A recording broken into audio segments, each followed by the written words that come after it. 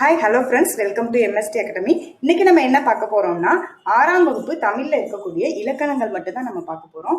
இலக்கணங்கள் மட்டும் தனியாவே நம்ம வீடியோஸ் அப்லோட் பண்ணிட்டு இருக்கோம். அந்த இதுல 6ஆம் வகுப்பு தமிழ்ல இருக்கக்கூடிய இலக்கணங்கள்ல பார்க்க போறோம். சரிங்களா? இதுக்கப்புறம் 7th 8th 9th இந்த மாதிரி 10th வரைக்கும் இலக்கணங்களும் 11th 12th முக்கியமான இலக்கணங்களும் நம்ம பார்க்க போறோம். ஸோ இது எல்லாமே கண்டினியூஸா வரப்போகுது. ஸோ தொடர்ந்து நம்ம சேனலை சப்ஸ்கிரைப் பண்ணிக்கோங்க. வாங்க நம்ம கிளாஸ்க்குள்ள போகலாம். ஃபர்ஸ்ட் நம்ம 6ஆம் வகுப்பு தமிழ் இயல் 1ல இருக்கக்கூடிய இலக்கணம் தான் பார்க்க போறோம். மொத்தம் 9 இயல்கள் இருக்கு. சரிங்களா? 9 இயல்ல நம்ம என்னென்ன இலக்கணம் பார்க்க போறோம் அப்படிங்கறத இப்ப பார்த்துடலாம். ஓகேவா? எல்லாமே 6th இருந்து 6th 7th 8th 9th 10th ஃபுல்லுமே நம்ம பார்க்க போறோம். ஸோ கண்டென்ட் பேஜ் தான் நான் இப்ப போயிட்டு இருக்கேன். சாரி,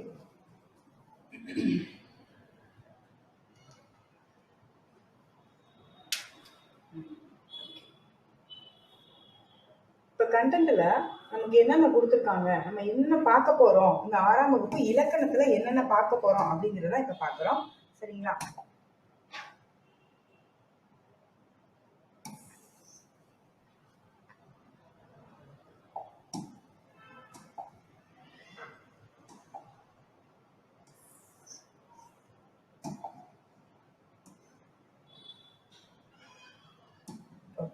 இப்போ 6ஆம் வகுப்பு இயல் 1ல என்ன இலக்கணம் பார்க்க போறோம்னா, தமிழ் எழுத்துக்களின் வகையும் தொகையும் பார்க்கிறோம். அடுத்து என்ன பார்க்கிறோம்னா, முதல் எழுத்தும் சார்பெழுத்தும் அப்படிங்கிற டாபிக் பார்க்க போறோம். சரிங்களா? அடுத்து என்ன பார்க்க போறோம்னா, அடுத்து அறிவியல் தொழில்நுட்பம் அப்படிங்கிற அந்த இயல்ல மொழி முதல் இறுதி எழுத்துக்கள் பார்க்கிறோம். அடுத்து இணை எழுத்துக்கள் அப்படிங்கிற இலக்கண டாபிக் பார்க்க போறோம். அதே மாதிரி மயங்கொலிகள் அப்படின்னா என்னன்னு பார்க்க போறோம். சரிங்களா? அதே மாதிரி சுட்டு எழுத்துக்கள்னா என்ன, வினா எழுத்துக்கள்னா என்னன்னு பார்க்க போறோம். 4 வகை சொற்கள் பத்தி பார்க்க போறோம். சரிங்களா? அடுத்து பெயர்ச்சொல் அப்படிங்கிறத பார்த்துட்டு அணி இலக்கணத்தோட 6th இருக்கக்கூடிய இலக்கணம் நமக்கு நிறைவடையுது. சரிங்களா? ஃபர்ஸ்ட் நம்ம முதல் இயல்ல இருக்கக்கூடிய இலக்கணம் பார்த்துடலாம். முதல் இயல்ல இருக்கக்கூடிய இலக்கணம் தமிழ் எழுத்துக்களின் வகையும் தொகையும் அப்படின்னு சொல்லியிருக்காங்க. தமிழ் எழுத்துக்களின் வகையும் தொகையில இப்ப ஒரு இன்ட்ரோடக்ஷன் மாதிரி கொடுத்துருக்காங்க. என்ன அப்படின்னு சொன்னோம்னா, உலகில் உள்ள ஒவ்வொரு பொருளையும் மனிதன் உற்று நோக்கினான், அவற்றின் இயல்புகளை அறிந்து கொண்டான், இவ்வாறே மொழியையும் ஆழ்ந்து கவனிச்சான், மொழியை எவ்வாறு பேசணும் எழுதணும்ன்றத வரையறை செய்தான். அந்த வரையறைகள் தான் இலக்கணம் சொல்லியிருக்காங்க. அப்ப இலக்கணம் அப்படின்னா என்ன டெபினிஷன் கொடுக்குறாங்க அப்படின்னு சொன்னோம்னா, அதோட வரையறைகள். ஒரு மொழி இருக்கு அப்படின்னு சொன்னோம்னா அந்த மொழியை எவ்வாறு பேசணும், எப்படி எழுதணும் அப்படிங்கறக்கான வரையறைகள் தான் இலக்கணம் அப்படின்னு இலக்கணத்துக்கு ஒரு டெபினிஷன் நம்ம புக்ல கொடுத்துருக்காங்க. சரிங்களா? எப்பவுமே புக்ல கொடுக்கறத ஒரு வரி விடாம நம்ம படிச்சுக்குவோம். அது நமக்கு என்னைக்குமே நல்லது. சரிங்களா? இப்ப தமிழ் மொழியின் இலக்கண வகைகள் பத்தி பார்க்க போறோம். தமிழ் மொழியின் இலக்கண வகைகள் பொறுத்த வரைக்கும் 5 வகைகளாக இலக்கணத்தை பிரிக்கிறாங்க. ஒண்ணு எழுத்து இலக்கணம், இன்னொன்னு சொல் இலக்கணம், அடுத்து பொருள் இலக்கணம், அடுத்து யாப்பு இலக்கணம், அடுத்து அணி இலக்கணம் அப்படின்னு சொல்லிட்டு இலக்கணத்தை 5 வகையான இலக்கணமா பிரிக்கிறோம். சோ இதுதான் எழுத்து, சொல், பொருள், யாப்பு, அணி. சரிங்களா? ஓகே. இப்ப எழுத்து அப்படின்னா என்னன்னு பாக்குறோம். எழுத்து அப்படின்னாவே நமக்கு தெரியுது. அதாவது ஒளி வடிவமாக எழுப்பப்படுவதும் வரி வடிவமாக, இப்ப ஆங்கிற ஒரு எழுத்தை நம்ம எழுதுறோம் அப்படின்னு சொன்னோம்னா, நம்ம ஃபர்ஸ்ட் அதை ஒலிக்கிறோம், அப்புறம் அதை வரி வடிவமா எழுதுறோம். அதுதான் எழுத்து அப்படின்னு சொல்றாங்க. சரிங்களா? இப்ப இதே மாதிரி இந்த இதுல இந்த பாடத்திலையும் நம்ம என்னென்ன பார்க்க போறோம் அப்படிங்கறத நீங்க ஃபர்ஸ்ட் பார்த்துக்கோங்க. 5 வகை இலக்கணம் சொல்லி நம்ம பார்த்திருக்கோம். எழுத்துனா என்னன்னு பார்க்க போறோம். அப்ப எழுத்துனா என்ன நான் உங்களுக்கு சொல்லிட்டேன். இதுல உயிர் எழுத்துக்கள் அப்படிங்கிறது எந்தெந்த எழுத்துக்களை உயிர் எழுத்துக்களா சொல்றோம்.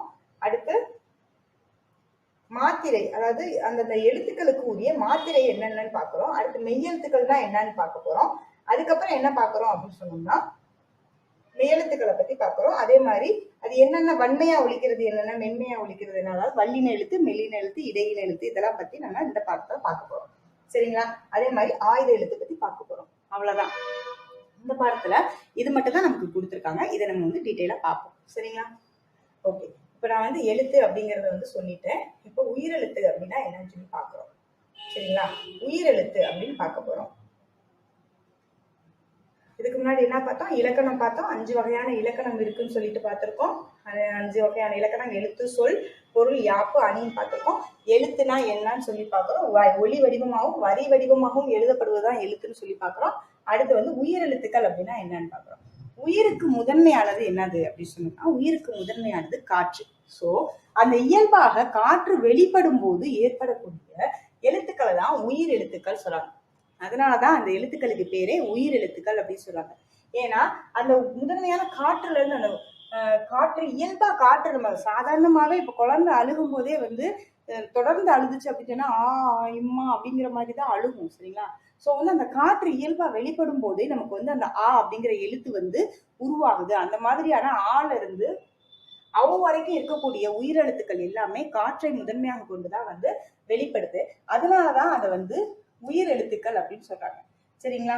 அப்ப வாயை திறத்தல், அப்ப அந்த உயிரெழுத்துக்கள் எல்லாமே எப்படி வந்து வெளிப்படுது அப்படின்னு சொல்லி கேட்டோம்னா, நம்ம வாயை வந்து திறக்கிறதுனாலையும் உதடுகளை விரித்தல்னாலையும் உதடுகளை குவித்தல் ஆகிய எளிய செயல்பாடுகள் மூலமாவே வந்து நம்ம என்ன பண்ணிடலாம் அப்படின்னு சொன்னோம்னா, இருந்து வரைக்கும் இருக்கிற எழுத்துக்களை வந்து நம்மளால ஒழிக்க முடியும் அப்படின்னு சொல்லியிருக்காங்க. அதனாலதான் அதை வந்து உயிர் எழுத்துக்கள் அப்படின்னு சொல்றாங்க. சரிங்களா? சோ உயிரெழுத்துக்கள் மொத்தம் எத்தனை இருக்கு அப்படின்னு சொன்னோம்னா 12 உயிரெழுத்துக்கள். மொத்தம் 12 உயிரெழுத்துக்கள் இருக்கு. இருந்து வரைக்கும் இருக்கிற எழுத்துக்கள் எல்லாமே வந்து நமக்கு உயிர் எழுத்துக்கள் அப்படின்னு சொல்றாங்க. சரிங்களா? அடுத்து இந்த உயிரெழுத்துக்கள்லயே குறுகி ஒலிக்கக்கூடிய எழுத்துக்கள் என்னென்ன, நீண்டு ஒலிக்கக்கூடிய எழுத்துக்கள் என்னென்ன அப்படின்னு பாக்குறோம். சரிங்களா? குறுகி ஒலிக்கக்கூடிய எழுத்துக்கள் அப்படின்னா ஆ, இ, உ, ஏ, ஓ இது எல்லாமே குறுகி ஒலிக்கக்கூடியது. ஆ, இ, உ, ஏ, ஐ, ஓ, ஔ ஆகிய எழுத்துக்கள் எல்லாமே நீண்டு ஒலிக்கக்கூடியது அப்படின்னு சொல்றாங்க. சரிங்களா? அடுத்து குறுகி ஒலிக்கும் எழுத்துக்களை வந்து குறில் எழுத்துக்கள் சொல்லுவாங்க. சரிங்களா? இப்ப குறுகி ஒலிக்கக்கூடிய எழுத்துக்கள் எல்லாத்தையும் எப்படி சொல்றாங்க? குறியில் எழுத்துக்கள் அப்படின்னு சொல்றோம். இதுவே நீண்டு ஒலிக்கக்கூடிய எழுத்துக்களை வந்து நெடில் எழுத்துக்கள் அப்படின்னு சொல்றாங்க. சரிங்களா? குறுகி ஒலிக்கக்கூடிய எழுத்துக்களை குறில் எழுத்துக்கள் அப்படின்னும் நீண்டு ஒலிக்கக்கூடிய எழுத்துக்களை நெடில் எழுத்துக்கள் அப்படின்னு சொல்றாங்க. சரிங்களா? அப்ப குறில் எழுத்துக்கள் எத்தனை இருக்கு அப்படின்னு சொல்லி கேட்டீங்கன்னா 5 இருக்கு. அதே மாதிரி நெடில் எழுத்துக்கள் எத்தனை இருக்கு அப்படின்னு கேட்டீங்கன்னா 7 இருக்கு. ஓகேவா? இப்போ ஒவ்வொரு எழுத்தையுமே நம்ம வந்து உச்சரிக்கிறதுக்கு வந்து கால அளவு இருக்கு. சோ அந்த கால அளவை வச்சுதான் அதை வந்து குறிலா நெடிலானே சொல்றோம். சரிங்களா? இப்ப நம்ம ஆ அப்படின்னு சொல்றதுக்கும் ஆ அப்படின்னு சொல்றதுக்கும் கால அளவு வித்தியாசப்படும். சோ குறுகி ஒழிச்சுச்சுன்னா அது குறில் எழுத்து அப்படின்னு சொல்றோம். நீண்டு ஒழிச்சுச்சுன்னா அதை வந்து நம்ம நெடில் எழுத்து அப்படின்னு சொல்றோம். சரிங்களா? ஓகே. அடுத்து மாத்திரை அப்படின்னா என்னன்னு பாக்குறோம். மாத்திரை அப்படின்னா என்ன? மாத்திரைனா நம்ம சாப்பிட்ற மாத்திரை கிடையாது. இது வந்து ஒவ்வொரு எழுத்துக்கும் உண்டான மாத்திரை. அந்த எழுத்தை ஒழிக்கும் போது நமக்கு எவ்வளவு கால அளவு ஏற்படுதோ அதை பொறுத்துதான் மாத்திரையின் அளவும் வந்து மாறுபடும். சரிங்களா? சோ மாத்திரை அப்படின்னா என்னன்னு பார்க்கணும். மாத்திரை என்பது இங்கு கால அளவை குறிக்கிறது. சரிங்களா? ஒரு மாத்திரை என்பது ஒரு முறை கண் இமைக்கவோ ஒரு முறை கை நொடிக்கவோ ஆகும் காலம். ஒரு முறை நீங்க கண் சிமிட்டுறதுனாலையும் ஒரு கை நொடிக்கிறதுனாலையும் ஏற்படுத்தக்கூடிய ஒரு கால அளவை தான் நம்ம வந்து மாத்திரை அப்படின்னு சொல்றாங்க. சரிங்களா? ஓகே. அப்ப குறில் எழுத்தை ஒலிக்கும் கால அளவுக்கு எவ்வளவு மாத்திரைன்னு கேட்டீங்கன்னா ஒரு மாத்திரை. குறில் எழுத்தை நீங்க ஒலிக்கணும்னா இப்படின்னு சுன்றக்குள்ளையும் ஆ அப்படின்னு நீங்க சொல்லிடலாம். சரியா? ஆ அப்படின்னு நீங்க சொல்லும் போது நெடில் எழுத்தா அது மாறுது. அப்ப நெடில் எழுத்துக்கு எத்தனை மாத்திரைன்னு கேட்டீங்கன்னா 2 மாத்திரை. சரிங்களா? அடுத்து மெய் எழுத்துக்கள் அப்படின்னா என்னன்னு பாக்குறோம். மெய் எழுத்துக்கள் அப்படின்னா வந்து உங்களுக்கு சின்ன வயசுல இருந்தே நம்ம பார்த்ததுதான். ஆனாலும் ஏன் நம்ம திரும்ப பாக்குறோம்னா சின்ன விஷயங்களை கூட நம்ம விட்டுட்டு போயிடக்கூடாது. காரணம் கூற்றுல கேட்டாலும் இதெல்லாம் வந்து பேசிக்ஸை வந்து நம்ம கண்டிப்பா படிக்கிறது ரொம்ப நல்லது. சரிங்களா? இது வந்து நம்ம ஃபாஸ்டா முடிச்சிடலாம். சரிங்களா? டவுட் இருந்துச்சுனாலும் நீங்க கமெண்ட்ல கேளுங்க, நான் வந்து சொல்றேன். ஓகேவா? மெய் எழுத்துக்கள் அப்படின்னு சொல்றாங்க. மெய் எழுத்துக்கள்னா 18 இருக்கு அப்படின்றது நமக்கு தெரியும். ஸோ மெய் எழுத்துக்கள் மொத்தம் 18. மெய் என்பது உடம்பு அப்படின்னு பொருள் இருக்கு. இந்த மெய் எழுத்துக்களை ஒலிக்கிறதுக்கு உடல் இயக்கத்தோட பங்கு இன்றியமையாதது அப்படின்னு சொல்லியிருக்காங்க. உடலோட இயக்கம் வந்து மெய் எழுத்துக்களுக்கு முக்கியமானது. ஸோ வந்து இக்குல இருந்து இன்னு வரைக்கும் உள்ள எழுத்துக்கள் எல்லாமே வந்து 18 எழுத்துக்கள் வந்து நமக்கு மெய் எழுத்துக்கள் அப்படின்னு சொல்றாங்க. ஓகேங்களா? அப்ப அந்த மெய் எழுத்துக்களை பொறுத்த வரைக்கும் எப்படி பிரிக்கிறாங்க அப்படின்னு சொன்னோம்னா வல்லினம், மெல்லினம், இடையினம் சொல்லி பிரிக்கிறாங்க. எதை? மெய் எழுத்துக்களை எதை பிரிக்கிறாங்க? மெய் எழுத்துக்களை பிரிக்கிறாங்க. வல்லினம், மெல்லினம், இடையினம் அப்படின்னு சொல்லிட்டு மெய் எழுத்துக்களை வந்து 3 விதமா வந்து பிரிக்கிறாங்க. அப்ப மெய்யெழுத்துக்களுக்கு கால அளவு எவ்வளவுன்னு பாக்குறோம். அப்ப மெய்யெழுத்துக்களை நீங்க ஒலிக்கணும்னா கால அளவு அரை மாத்திரை. சரிங்களா? இதுவே குறில் எழுத்துக்களை நீங்க ஒலிக்கணும்னா அதுக்கு எத்தனை மாத்திரைன்னு பார்த்தோம்? 1 மாத்திரைன்னு பார்த்தோம். இது மெய் எழுத்துக்கள். அப்ப நெடில் எழுத்துக்களை ஒலிக்கிறதுக்கு எத்தனை மாத்திரை அப்படின்னு சொல்லி பாக்குறோம் அப்படின்னு சொன்னோம்னா 2 மாத்திரை. சரிங்களா? இந்த மாத்திரையோட அளவு ரொம்ப முக்கியம். ஓகேவா? அடுத்த ஆயுத எழுத்து பின்னாடி வருது. ஓகே,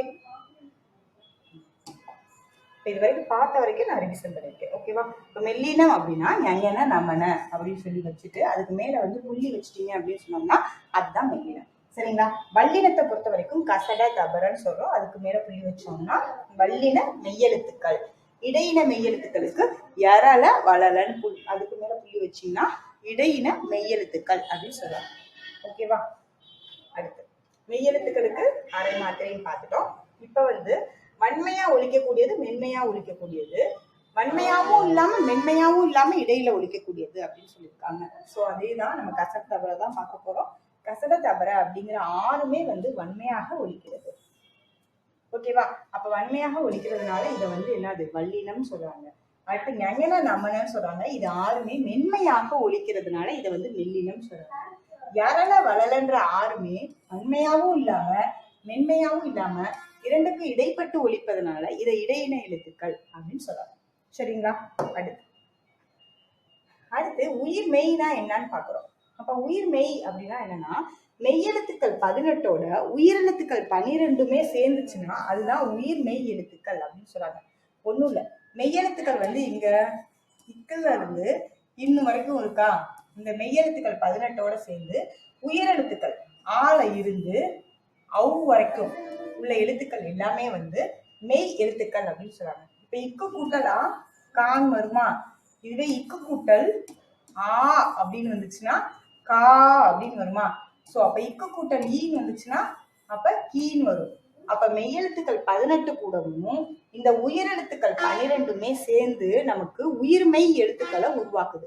அப்படி உருவாக்குற உயிர்மெய் எழுத்துக்கள் எத்தனை இருக்குன்னா 216 இருக்கு. சரிங்களா? அப்ப உயிரெழுத்துக்கள் நம்ம வந்து எத்தனை பார்த்திருக்கோம்? 12. மெய்யெழுத்துக்கள் எத்தனை பார்த்திருக்கோம்? 18. உயிர்மெய் எழுத்துக்கள் எத்தனை பார்த்திருக்கோம் அப்படின்னு சொன்னோம்னா 216. இந்த 18ஐயும் 12ஐயும் பெருக்கிட்டீங்கன்னா உங்களுக்கு 216 எழுத்துக்கள் வரும். ஏன்னா ஒரு எழுத்துக்குமே வந்து ஒரு மெய்யெழுத்துக்குமே 12 எழுத்துக்களுமே. இப்ப இக்கு கூட்டல் அவு அப்படின்னு வந்துச்சுன்னா கவுன்னு எழுதுவோம். அதே மாதிரி இங்குல ஆரம்பிச்சு இன்னும் வரைக்கும் வந்து நமக்கு 18 மெய்யெழுத்துக்களும் 12 உயிரெழுத்துக்களோட இணைந்து உயிர்மெய் எழுத்துக்களை உருவாக்குறதுனால இந்த 216 எழுத்துக்களுமே உயிர் மெய் எழுத்துக்கள் அப்படின்னு சொல்றாங்க. சரிங்களா?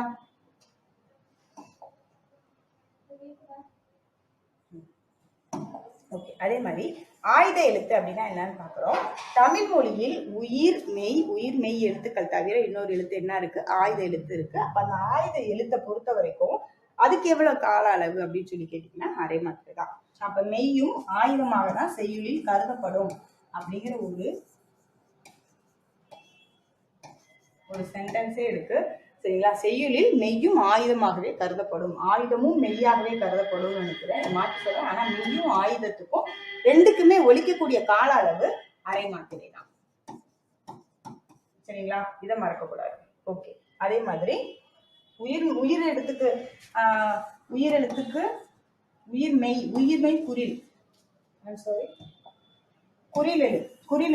குறில் எழுத்துக்கு வந்து நம்ம ஒரு மாத்திரையும் பார்த்திருக்கோம். நெடில் எழுத்துக்கு நம்ம வந்து 2 மாத்திரையும் பார்த்திருக்கோம். மெய் எழுத்துக்கு நம்ம வந்து அரை மாத்திரையும் பார்த்திருக்கோம். ஆயுதத்துக்கும் அரை மாத்திரையும் பார்த்திருக்கோம். சரிங்களா? இதுதான் இந்த பாடத்துல நம்ம வந்து பார்த்தது. ஓகேவா? இப்ப நம்ம அடுத்த பாடத்துக்கு போகலாம். ஸோ இந்த இயர்ல என்னென்ன பார்த்தோங்கிறத வேணா ஒரு கிளான்ஸ் விட்டுட்டு போவோம். ஒரு பாடத்துக்குமே ஒரு கிளான்ஸ். எப்பவுமே ஒரு பாடம் முடிச்ச உடனே அந்த பாடத்துல என்ன படிச்சிருக்கோம் அப்படிங்கறத நம்ம மைண்ட்ல வச்சுக்கணும். சரியா?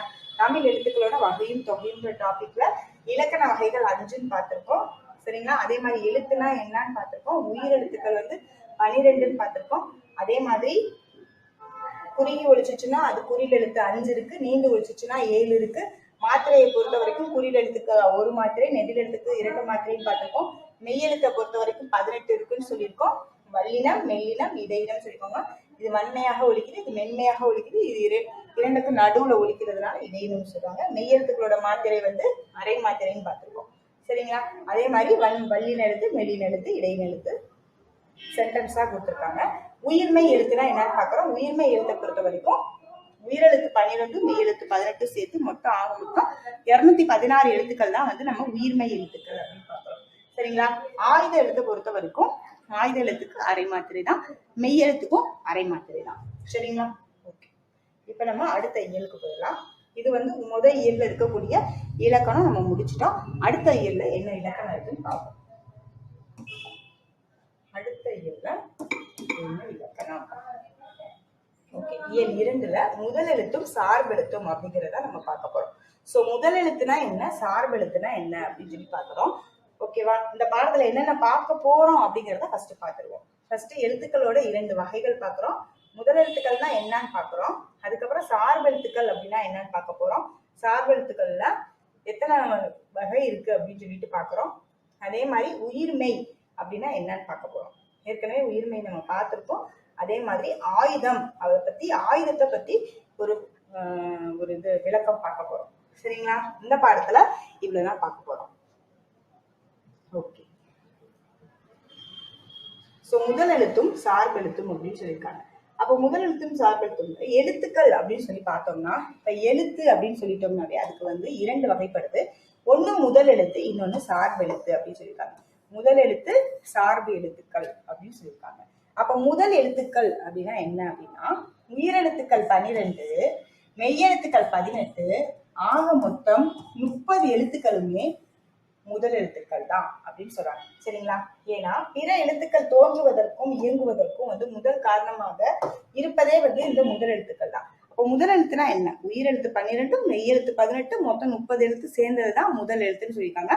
ஏன் இந்த முதல் எழுத்துன்னு சொல்றாங்கன்னா, பிற எழுத்துக்கள் வந்து இயங்குவதற்கு இந்த முதல் எழுத்து காரணமா இருக்கிறதுனால இதை நம்ம வந்து முதல் எழுத்து அப்படின்னு சொல்றோம். சரிங்களா? அடுத்து சார்பு எழுத்துக்கள் அப்படின்னு பார்க்கிறோம்.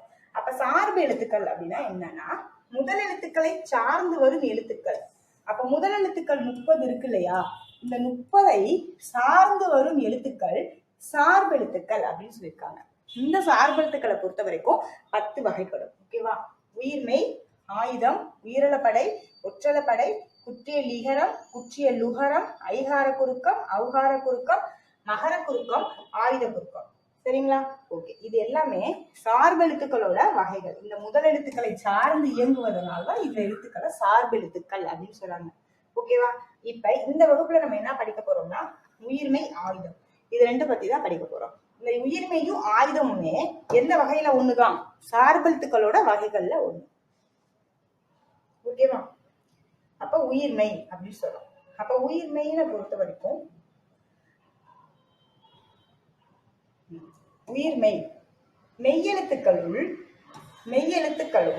உயிரெழுத்துக்களும் ஒன்றுடன் ஒன்று சேர்வதால் உயிர்மெய் எழுத்துக்கள் தோன்றுகின்றன. நம்ம போன இயல்லையே சொன்னேன். அதாவது இப்ப இக்கு மெய்யெழுத்துக்களும் உயிரெழுத்துக்களும் ஒன்றுடன் ஒன்று சேர்வதால் என்ன எழுத்து தோன்றுது அப்படின்னு சொன்னோம்னா, உயிர்மெய் எழுத்து தோன்றுது. இதே மாதிரி இக்குல இருந்து ஆல இருந்து அவு வரைக்குமே போட்டீங்கன்னா இருக்கக்கூடிய எழுத்துக்கள் எல்லாமே என்னதுதான்? இது மெய்யெழுத்து, இது உயிரெழுத்து, இது உயிர்மெய் எழுத்து. சரிங்களா? எப்பவுமே அடிப்படை வந்து ரொம்ப ஸ்ட்ராங்கா இருக்கணும். இதுல வந்து எந்த குழப்பமே வரக்கூடாது. ஓகேவா? அதே மாதிரி உயிர்மெய்யை பொறுத்த வரைக்கும் வேற என்ன சொல்றாங்கன்னா, உயிர்மெய் எழுத்தின் ஒளி வடிவம் மெய்யும் உயிரும் சேர்ந்ததாக இருக்கும். எல்லாத்துக்குமே ஒரு எக்ஸாம்பிள் வச்சுக்கோங்க. அப்ப உயிர்மெய் எழுத்துல அதே காவே வச்சுக்கோங்க. உயிர்மெய் எழுத்துனா கான் பார்த்துட்டோம். இதோட ஒளி வடிவம் எப்படி இருக்கும்? நம்ம இக்கு பிளஸ் ஆன் தானே இதோட இது. சரிங்களா? அப்ப உயிரும் ஒளி வடிவம் மெய்யும் உயிரும் சேர்ந்ததாக தான் இருக்கும். மெய்யும் உயிரும் சேர்ந்ததாக இருக்கும் அப்படின்னு சொல்லியிருக்காங்க. வரி வடிவம் மெய்யெழுத்தை ஒட்டி இருக்கும். அதோட வரி வடிவம், அதாவது இந்த உயிர் மெய் எழுத்தோட வரி வடிவம் எப்படி இருக்குன்னா, அந்த மெய்யல், அதாவது மெய் எழுத்தை ஒத்திருக்கும். ஏன்னா இக்கு போடுறதுதானே நம்ம வந்து முதல் இப்படி போட்டுட்டு அதுக்கப்புறம் புள்ளி வச்சாதானே வந்து அது மெய்யெழுத்து. அப்ப இந்த காங்கிறது மெய்யெழுத்தை ஒத்து இருக்கு அப்படின்னு சொல்லியிருக்காங்க. ஒலிக்கும் கால அளவு உயிரெழுத்தை ஒத்திருக்கும். அப்ப நம்ம வந்து கா அப்படின்னு சொல்லும் போது எந்த சவுண்ட்ல முடியுது? ஆங்கிற சவுண்ட்ல முடியுதா? சோ அப்ப அது வந்து ஒலிக்கும் கால அளவு. கால அளவுனாலே வந்து நமக்கு வந்து இப்ப ஆன்றது வந்து குறில் தானே. அப்ப குறியில வந்து நம்ம கான்னு சொல்லும் போது அதுக்கு வந்து ஒரு மாத்திரை தான் வரும். இதுவே கா அப்படின்னு சொன்னீங்கன்னா 2 மாத்திரை வரும். சோ அந்த கால அளவு வந்து உயிர் எழுத்து எப்படி இருக்கோ, குறிலா இருந்தா ஒரு மாத்திரையாகவும், நெடிலா இருந்தா 2 மாத்திரையாகவும் உயிர்மெய்க்கு ஒலிக்கும். சரிங்களா? ஓகே. அடுத்து முதல் எழுத்துக்களை சார்ந்து வருவதால் இவை சார்பெழுத்து வகையில் அடங்கும். எது? உயிர்மெய். உயிர்மெய் முதல் எழுத்துக்களை சார்ந்து வருவதால் இது வந்து சார்பெழுத்துக்களுள் அடங்கும் அப்படின்னு சொல்லியிருக்கோம். சரிங்களா? அடுத்து ஆயுதம் அப்படின்னா என்னன்னு பார்க்க போறோம். அப்ப ஆயுதம் அப்படிங்கிறது என்னன்னா 3 புள்ளிகளை உடைய. ஆயுதம்னா நமக்கு தெரியும் அக்கு. சரிங்களா? பேச்சு வழக்குல நம்ம சொல்றது அக்கு. ஆனா எழுத்து வழக்குல அதை நம்ம ஆயுதம் அப்படின்னு சொல்லலாம். ஆயுதம் 3 புள்ளிகளை உடைய தனித்த வடிவம் பெற்றதுன்னு சொல்லியிருக்காங்க. இது வந்து வேற என்னென்ன பேரெல்லாம் இருக்குன்றது ரொம்ப முக்கியம். இதுக்கு இன்னொரு பேர் என்னன்னா, வேற வேற என்னென்ன பேர் இருக்குன்னா முப்புள்ளி, முப்பாற்புள்ளி, தனிநிலை, அக்கேனம் என்ற வேறு பெயர்களும் இதற்கு உண்டு அப்படின்னு சொல்லியிருக்காங்க. நுட்பமான ஒலிப்பு முறையை உடையது. ஆயுதம் நுட்பமான ஒலிப்பு முறையை உடையது. தனக்கு முன் ஒரு குறில் எழுத்தையும். இதுக்கு வந்து ஒரு எக்ஸாம்பிள் நல்லா பார்த்துக்கோங்க. இப்ப வந்து அதாவது இப்படி எழுதிக்கிறேன். இப்ப அஃது அப்படின்னு தான் போடுவோம். சரிங்களா? அப்ப ஆயுதம் அப்படிங்கிறது வந்து தனியா வராது. அதுக்கு முன்னாடி என்ன வரும்னா தனக்கு முன் ஒரு குறில் எழுத்தையும், இந்த ஆயுதத்துக்கு முன்னாடி ஒரு குறில் எழுத்தையும், தனக்கு பின் ஒரு வல்லின உயிர்மெய் எழுத்தையும். இதுக்கு பின்னாடி வல்லின உயிர்மெய் எழுத்துதான் வரும். என்ன வரும்? கசட டபரல இருக்கக்கூடிய உயிர்மெய் எழுத்தா இருக்கணும். இப்ப தால இருக்கக்கூடிய இத்து கூட்டல் ஊ இதுதான் வந்திருக்கு. சரிங்களா? அப்ப இது வந்து ஒரு வல்லின உயிர்மெய் எழுத்தா வந்திருக்கு. சரிங்களா? இது தனித்து இயங்காது அப்படின்னு சொல்லிருக்காங்க. இது நமக்கு ஆயுதம் வந்து எப்பவுமே தனித்து இயங்காது. அடுத்து முதல் எழுத்துக்கள் ஆகிய உயிரையும் மெய்யையும் சார்ந்து இயங்குவதால் இது வந்து ஆயுத எழுத்து சார்பெழுத்து ஆகும் அப்படின்னு சொல்லியிருக்காங்க. இது வந்து உயிரையும் மெய்யையும் சார்ந்து இயங்குவதால் இது வந்து ஒரு சார்பெழுத்து. அப்ப உயிர் மெய்யும் ஆயுதமும் ஒரு சார்பெழுத்து. சரிங்களா? உயிர்மெய் எழுத்து எத்தனை பார்த்தோம்? 216 பிளஸ் இந்த ஆயுதமும். இப்ப இந்த இயல் இந்த பாடத்துல பொறுத்த வரைக்கும் இந்த ரெண்டுமே வந்து சார்பெழுத்து அப்படின்னு சொல்லியிருக்காங்க. ஓகேங்களா? ஓகே. அப்ப இந்த இயல்ல இந்த 2வது பாடத்துல இருக்கக்கூடிய இலக்கணம் வந்து நமக்கு முடிஞ்சிருச்சு. சோ இப்ப இந்த இயல்ல என்னென்ன பார்த்திருக்கோம், இந்த பாடத்துல நம்ம என்னென்ன பார்த்திருக்கோம் அப்படின்னு பார்த்துட்டு போயிடும். ஓகேவா? அப்ப முதல் எழுத்தும் சார்பெழுத்தும் அப்படின்னு சொல்லி நம்ம பார்த்திருக்கோம். அப்ப எழுத்துக்களோட வகைகளை பொறுத்த வரைக்கும் 2 வகையா இருக்கு. ஒண்ணு முதல் எழுத்து, இன்னொன்னு சார்பெழுத்து. முதல் எழுத்துக்கள் வந்து 30 இருக்கு. அதாவது உயிரெழுத்து 12, மெய்யெழுத்து 18 சேர்த்து மொத்தம் முதல் எழுத்து 30 இருக்குன்னு பார்த்திருக்கோம். சார்பெழுத்துக்களை பொறுத்த வரைக்கும் நமக்கு வந்து முதல் எழுத்துக்களை சார்ந்து வரும் எழுத்துக்கள் தான் சார்பெழுத்துக்கள் பார்த்திருக்கோம். அந்த சார்பெழுத்து வந்து 10 வகைப்படும் பார்த்திருக்கோம். வேற என்ன பார்த்திருக்கோம்னா இந்த உயிர்மெய்யும் ஆயுதம் பத்தி தான் இந்த பாடத்துல நம்ம பார்த்தோம். சோ உயிர்மெய் எழுத்துக்கள் அப்படின்னா என்னன்னா இந்த முதல் எழுத்துக்களும் மெய்யெழுத்துக்களும் உயிரெழுத்துக்களும், முதல் எழுத்து கிடையாது உயிரெழுத்துக்களும், மெய்யெழுத்தும் உயிரெழுத்தும் சேர்ந்து வந்து இயங்குவதால் வந்து உயிர்மெய் தோன்றுது அப்படின்னு சொல்லியிருக்காங்க. அடுத்து நம்ம என்ன பார்த்தோம் அப்படின்னு சொன்னோம்னா ஆயுதம் பார்த்திருக்கோம். ஆயுதத்துக்கு வந்து 3 பேர் இருக்கு. முப்புள்ளி, முப்பாற்புள்ளி, தனிநிலை, அக்கேனம் சொல்லிட்டு 4 விதம். 4 பேர் இங்க கொடுத்துருக்காங்க. இன்னும் போக போக நம்ம வந்து பார்க்கலாம். சரிங்களா? அதே மாதிரி தனக்கு முன்னாடி ஒரே ஒரு கண்டிஷன் தான் இருக்கு. தனக்கு முன்னாடி வந்து அதாவது ஆயுதம் வந்து தனக்கு முன்னாடி ஒரு உயிர் எழுத்தையும் தனக்கு பின்னாடி வல்லின உயிர்மெய் எழுத்தையும் வந்து கொண்டிருக்கும் அப்படின்னு சொல்லி கொடுத்துருக்காங்க. இது வந்து எப்பவுமே வந்து காரணம் கூற்றுல கேட்கறதுக்கும் வாய்ப்பு இருக்கு. ஸோ இதை வந்து எப்பவும் நம்ம வந்து ஞாபகம் வச்சுக்கணும். சரிங்களா? ஓகே. இப்ப நம்ம அடுத்த இயல்ல இருக்கக்கூடிய இலக்கணத்தை வந்து பார்த்துருவோம். இப்ப 2 இயல் முடிச்சிருக்கோம். 3வது இயல்ல இருக்கக்கூடிய இலக்கணம் மட்டும் பார்க்க போறோம். ஓகேவா? இப்ப மொழி முதல் எழுத்துக்கள், மொழி இறுதி எழுத்துக்கள் அப்படின்னா என்னன்னு பார்க்கிறோம். மொழி முதல், மொழி இறுதி எழுத்து அப்படின்னு சொல்லி பார்க்கிறோம். ஓகேவா? நம் தமிழ் மொழியின் சொற்கள் நாம் எளிதாக ஒலிக்கும் வகையில உருவாயிருக்கு. இது வந்து எப்பவுமே நம்ம வந்து ஒரு இன்ட்ரடக்ஷன் என்னதான் கொடுத்துருக்காங்கன்னு வாசிச்சுட்டு போறது ரொம்ப நல்லது. அதுல இருந்து நமக்கு வந்து ஏதாவது பாயிண்ட்ஸ் கிடைக்கும். ஓகேவா? சோ வேற்றுமொழி சொற்களை பேசுகையில் நமக்கு தடுமாற்றம் ஏற்படுகிறது. நம் மொழியின் சொற்களின் இயல்பையும் மரபையும் அறிந்து கொள்வது தேவை அப்படின்னு சொல்லியிருக்காங்க. சொல்லின் முதலிலும் இடையிலும் இறுதியிலும் எந்தெந்த எழுத்துக்கள் வரும் என்பதை அறிந்து கொள்வதால் மொழியை நன்கு பேச முடியும். அவ்வளவுதான். ரொம்ப பாயிண்டா எதுவும் இல்லை.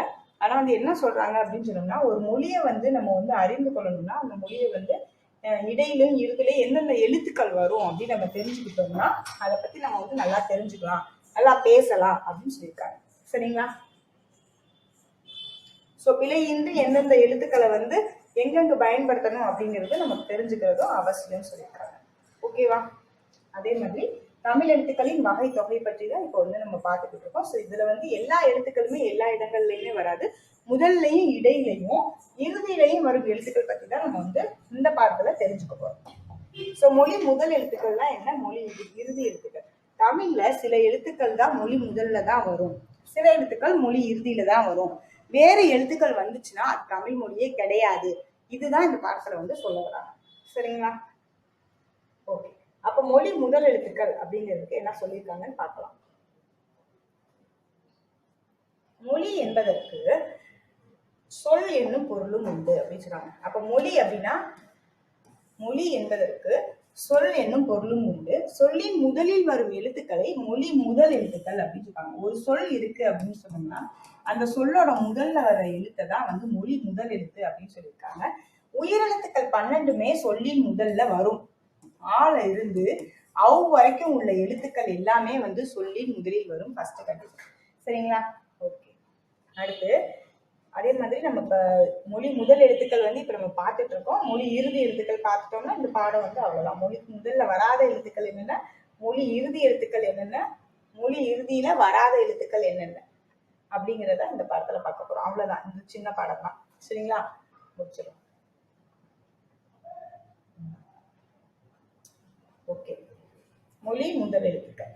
இப்ப ஒரு ஃபர்ஸ்ட் வரியே நமக்கு ஈஸியா முடிஞ்சிருச்சு. ஏன்னா உயிர் எழுத்துக்கள் 12 இருக்கு. இந்த 12மே எந்த ஒரு தமிழ் சொல்லா இருந்தாலும் இந்த 12 எழுத்துக்கள்ல ஆரம்பிக்கிற எல்லா சொல்லுமே மொழி முதல்ல வரும் அப்படின்னு சொல்லியிருக்காங்க. அடுத்து என்ன சொல்லியிருக்காங்கன்னா, கா சா தா நா பா மா ஆகிய வரிசைகளில் உள்ள எல்லா உயிர் எழுத்துக்களும் சொல்லின் முதலில் வரும் அப்படின்னு சொல்லியிருக்காங்க. அப்ப காச தாப்பா, காச தாப்பா நீ முதல அப்படின்னு சொல்லி ஞாபகம் வச்சுக்கோங்க. காசை தாப்பா நீ முதல அப்படின்னு சொல்லி ஞாபகம் வச்சுக்கோங்க. அது எல்லாமே உயிர்மை எழுத்துக்களுமே சொல்லி முதல்ல வரும் அப்படின்னு சொல்லி செகண்ட் பாயிண்ட்ல கொடுத்துருக்காங்க. ஓகேவா? ஞா ஞா யா வா ஆகிய உயிர்மை எழுத்து வரிசைகளில் சில எழுத்துக்கள் மட்டும்தான் சொல்லி முதலில் வரும் சொல்லியிருக்காங்க. அப்ப ஞா ஞா யா வா, ஞா ஞா யா வா இந்த வரிசையில இருக்கக்கூடிய எழுத்துக்கள்ல சில எழுத்துக்கள் மட்டும்தான் சொல்லின் முதலில் வரும்னு சொல்லியிருக்காங்க. ஓகே. அதே மாதிரி ஞா வரிசையில ஞா என்னும் ஒரு எழுத்து மட்டும்தான் சொல்லின் முதல்ல வருமா, நல்லா பாத்துக்கோங்க. இப்ப ஞா அப்படிங்கிறது மட்டும்தான் சொல்லோட முதல்ல வரும். அதுக்கு ஒரு எடுத்துக்காட்டு கொடுத்துருக்காங்க பாருங்க, ஞனம் அப்படின்னு சொல்லி கொடுத்துருக்காங்க. ஆனா அதுவுமே இந்த காலத்துல நம்ம ஞனம் அப்படின்னு சொல்லிட்டு தனியா நம்ம போட மாட்டோம். அங்கனம், இங்கனம், எங்கனம் என்னும் சொற்கள்ல மட்டும்தான் இந்த ஞா அப்படிங்கிற எழுத்தை நம்ம பயன்படுத்துறோம். சரிங்களா? அடுத்து ஞா வரிசையில் வரும் ஞா ஞா ஞே ஞோ ஆகிய 4 எழுத்துக்களுமே சொல்லின் முதல்ல வரும் அப்படின்னு சொல்லியிருக்காங்க. ஓகேவா? இப்ப சொல்லின் முதல்ல வரக்கூடிய எழுத்துக்களை நம்ம பார்த்திருக்கோம். காசா தாப்பா, ஞா ஞா யாவா, ஞா வரிசையில ஞா மட்டும். அதே மாதிரி ஞால ஞா ஞா ஞே ஞோ இது மட்டும்தான் வரும் அப்படின்னு சொல்லிட்டாங்க. மற்றதெல்லாம் சொல்லின் முதல்ல வராதுன்னு போட்டிருக்காங்க. ஓகேவா? அதே மாதிரி யா வரிசையில யா யா யூ யூ யோ யவ் ஆகிய 6 எழுத்துக்களும் சொல்லின் முதல்ல வரும்னு போட்டிருக்காங்க. அப்ப யால இந்த ஆ சவுண்டு, ஆ சவுண்டு, ஊ சவுண்டு, ஊ சவுண்டு, ஓ சவுண்டு, அவு இந்த அவுல முடியக்கூடிய இந்த யகர வரிசையில இந்த எழுத்துக்கள்ல முடியக்கூடிய எழுத்துக்கள் சொல்லி முதல்ல வரும் அப்படின்னு சொல்லியிருக்காங்க. ஓகேவா? இப்ப வா வரிசையில வா வா வி வி, வா வா வி வி, வே வே வை வௌ இந்த 8 எழுத்துக்கள். வா வரிசையில ஒரு 8 எழுத்துக்கள், யா வரிசையில ஒரு 6 எழுத்துக்கள், ஞா வரிசையில ஒரு 4 எழுத்துக்கள். அப்படி 2 2 கூடி இருக்கா? இது ஒரு 4, இது ஒரு 6, இது ஒரு 8. சரியா? அப்படி ஞாபகம் வச்சுக்கோ. ஓகேவா?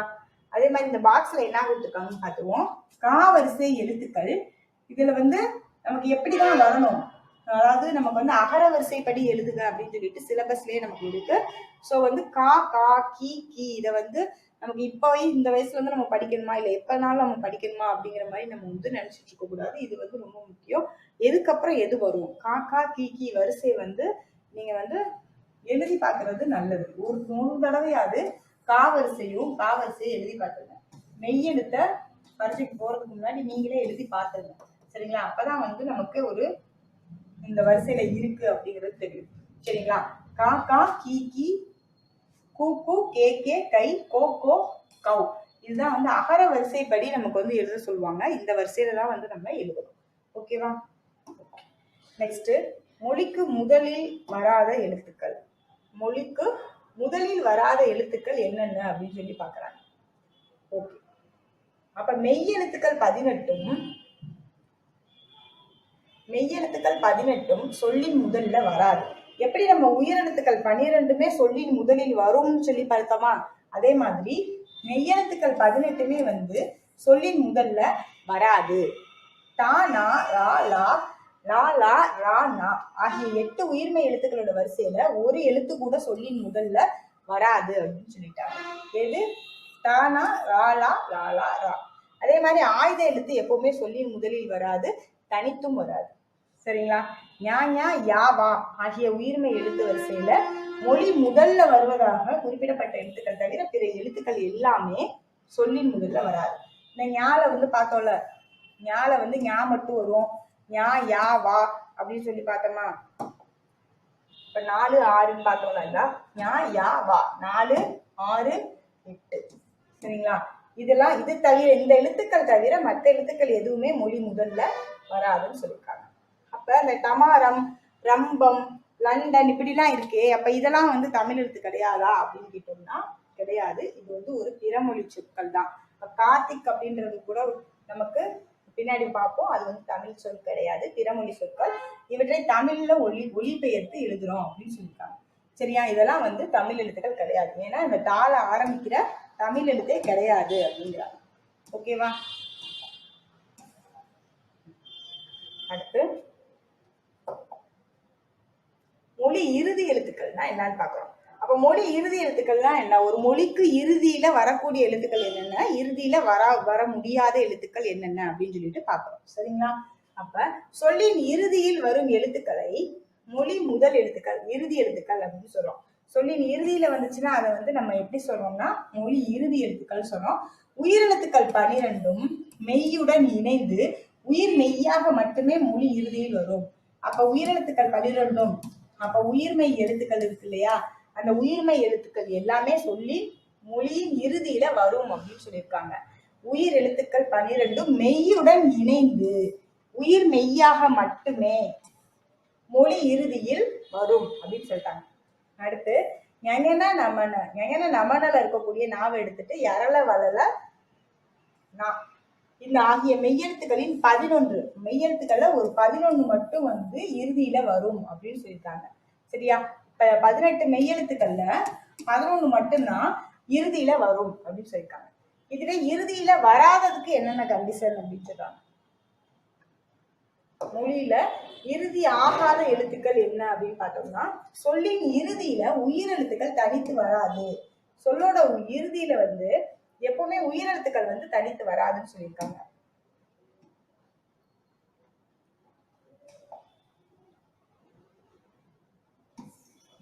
சொல்லின் இறுதியில் உயிரெழுத்துக்கள் தனித்து வராது. அந்த ஆல இருந்து அவ்வரைக்கும் இருக்கக்கூடிய எழுத்துக்கள் தனித்து வராது.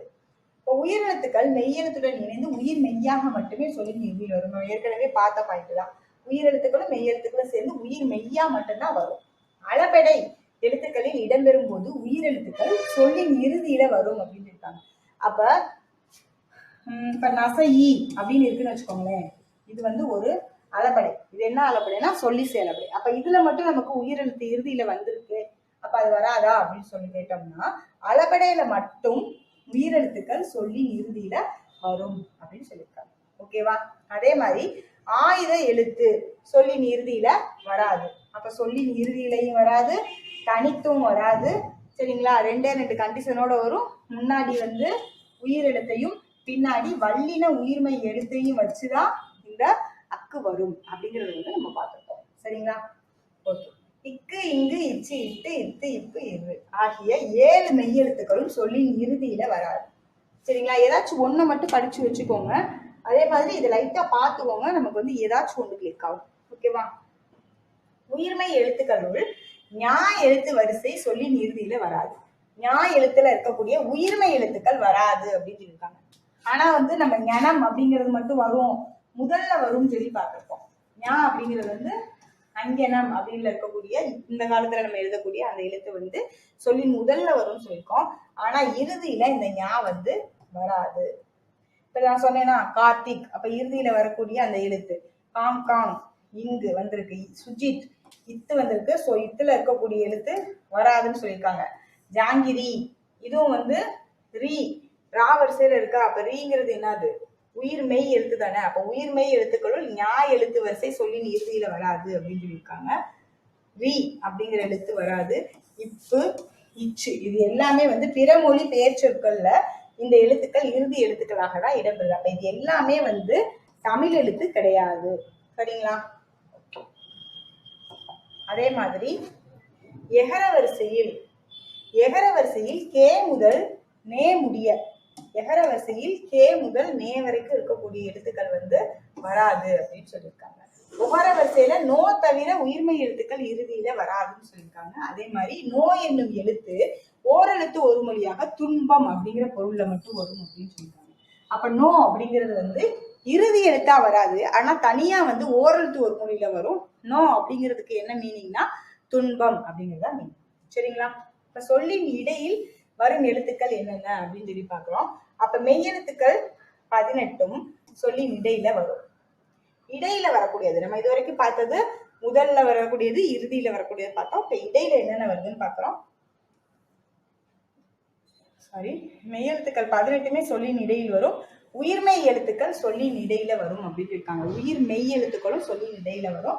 ஆயுத எழுத்து சொல்லின் இடையில் மட்டுமே வரும். நான் சொன்னேன்னா தனித்தும் வராது, இறுதியிலையும் வராது. தனித்தும் வராது, இறுதியிலையும் வராது. இடையில மட்டும்தான் வரும். என்னது? ஆயுதம். சரிங்களா? அடுத்து அளபெடையில் மட்டுமே உயிரெழுத்துக்கள் சொல்லின் இடையில் வரும் அப்படின்னு சொல்லியிருக்காங்க. உயிரெழுத்துக்கள் பொறுத்த வரைக்கும் சொல்லின் இடையில வரக்கூடியது அளபெடையில மட்டுமே வந்து இந்த உயிரெழுத்துக்கள் சொல்லின் இடையில் வரும். அளபெடை பற்றி வந்து நம்ம பின்னாடி பார்க்கலாம். ஸோ அளபெடையை பொறுத்த வரைக்கும் உயிரெழுத்துக்களும் வந்து இறுதியில வரும். அதே மாதிரி உயிரெழுத்துக்கள் சொல்லின் இடையில் வரும் அப்படின்னு சொல்லியிருக்காங்க. உயிரெழுத்துக்கள் சொல்லோட இடையில கூட வரும். எப்படி வரும்? படுவும். சரிங்களா? அப்ப உயிரெழுத்துக்கள் வந்து இடையில வந்து வரும் அப்படின்னு சொல்லியிருக்காங்க, அளபெடையில மட்டும். சரிங்களா? ஓகே. இப்ப இந்த இயல்ல இருக்கக்கூடிய நம்ம இது பார்த்துட்டோம். நம்ம இந்த இயல்ல என்ன இலக்கணம் பார்த்திருக்கோம் அப்படிங்கறது பாக்குறோம்.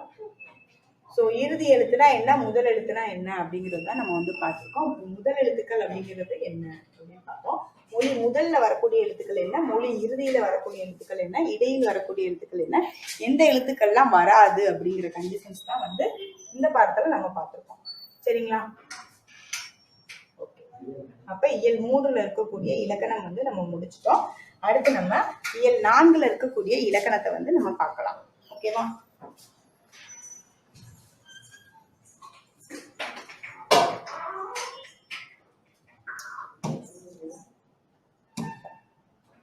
இயல் 4ல இருக்கக்கூடிய இலக்கணங்கள் பார்க்க போறோம். இப்ப இயல் 4ல இன எழுத்துக்கள் அப்படிங்கிறது தான் இங்க வந்து நமக்கு இலக்கணமாக கொடுத்திருக்காங்க. இதுவும் வந்து நம்ம 6th ஸ்டாண்டர்ட் தான். தொடர்ச்சியா 6th ஸ்டாண்டர்ட்ல இருக்கக்கூடிய இலக்கணங்கள் தான் நம்ம பார்த்துட்டு இருக்கோம். ஓகேவா?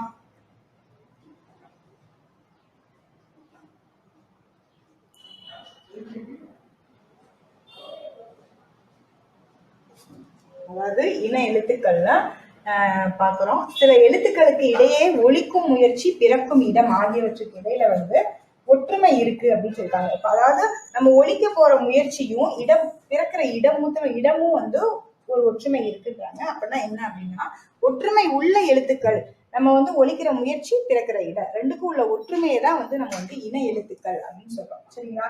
சோ வல்லின மெய்யெழுத்துக்களுக்கும் 6 வல்லின மெய்யெழுத்துக்கள் இருக்கு, 6 மெல்லின எழுத்துக்கள் இருக்கு. சரிங்களா?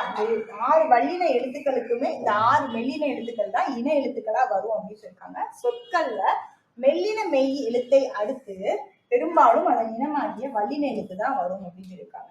ஒண்ணுமே இல்லை, இந்த படத்தை பாத்தீங்கன்னாவே உங்களுக்கு வந்து நல்லா புரிஞ்சிடும். சரிங்களா? அதாவது இந்த கசட தபர இருக்கு இல்லைங்களா, கசட தபர இது வந்து என்னது, வல்லினம். சரிங்களா? அதே மாதிரி ஞஞன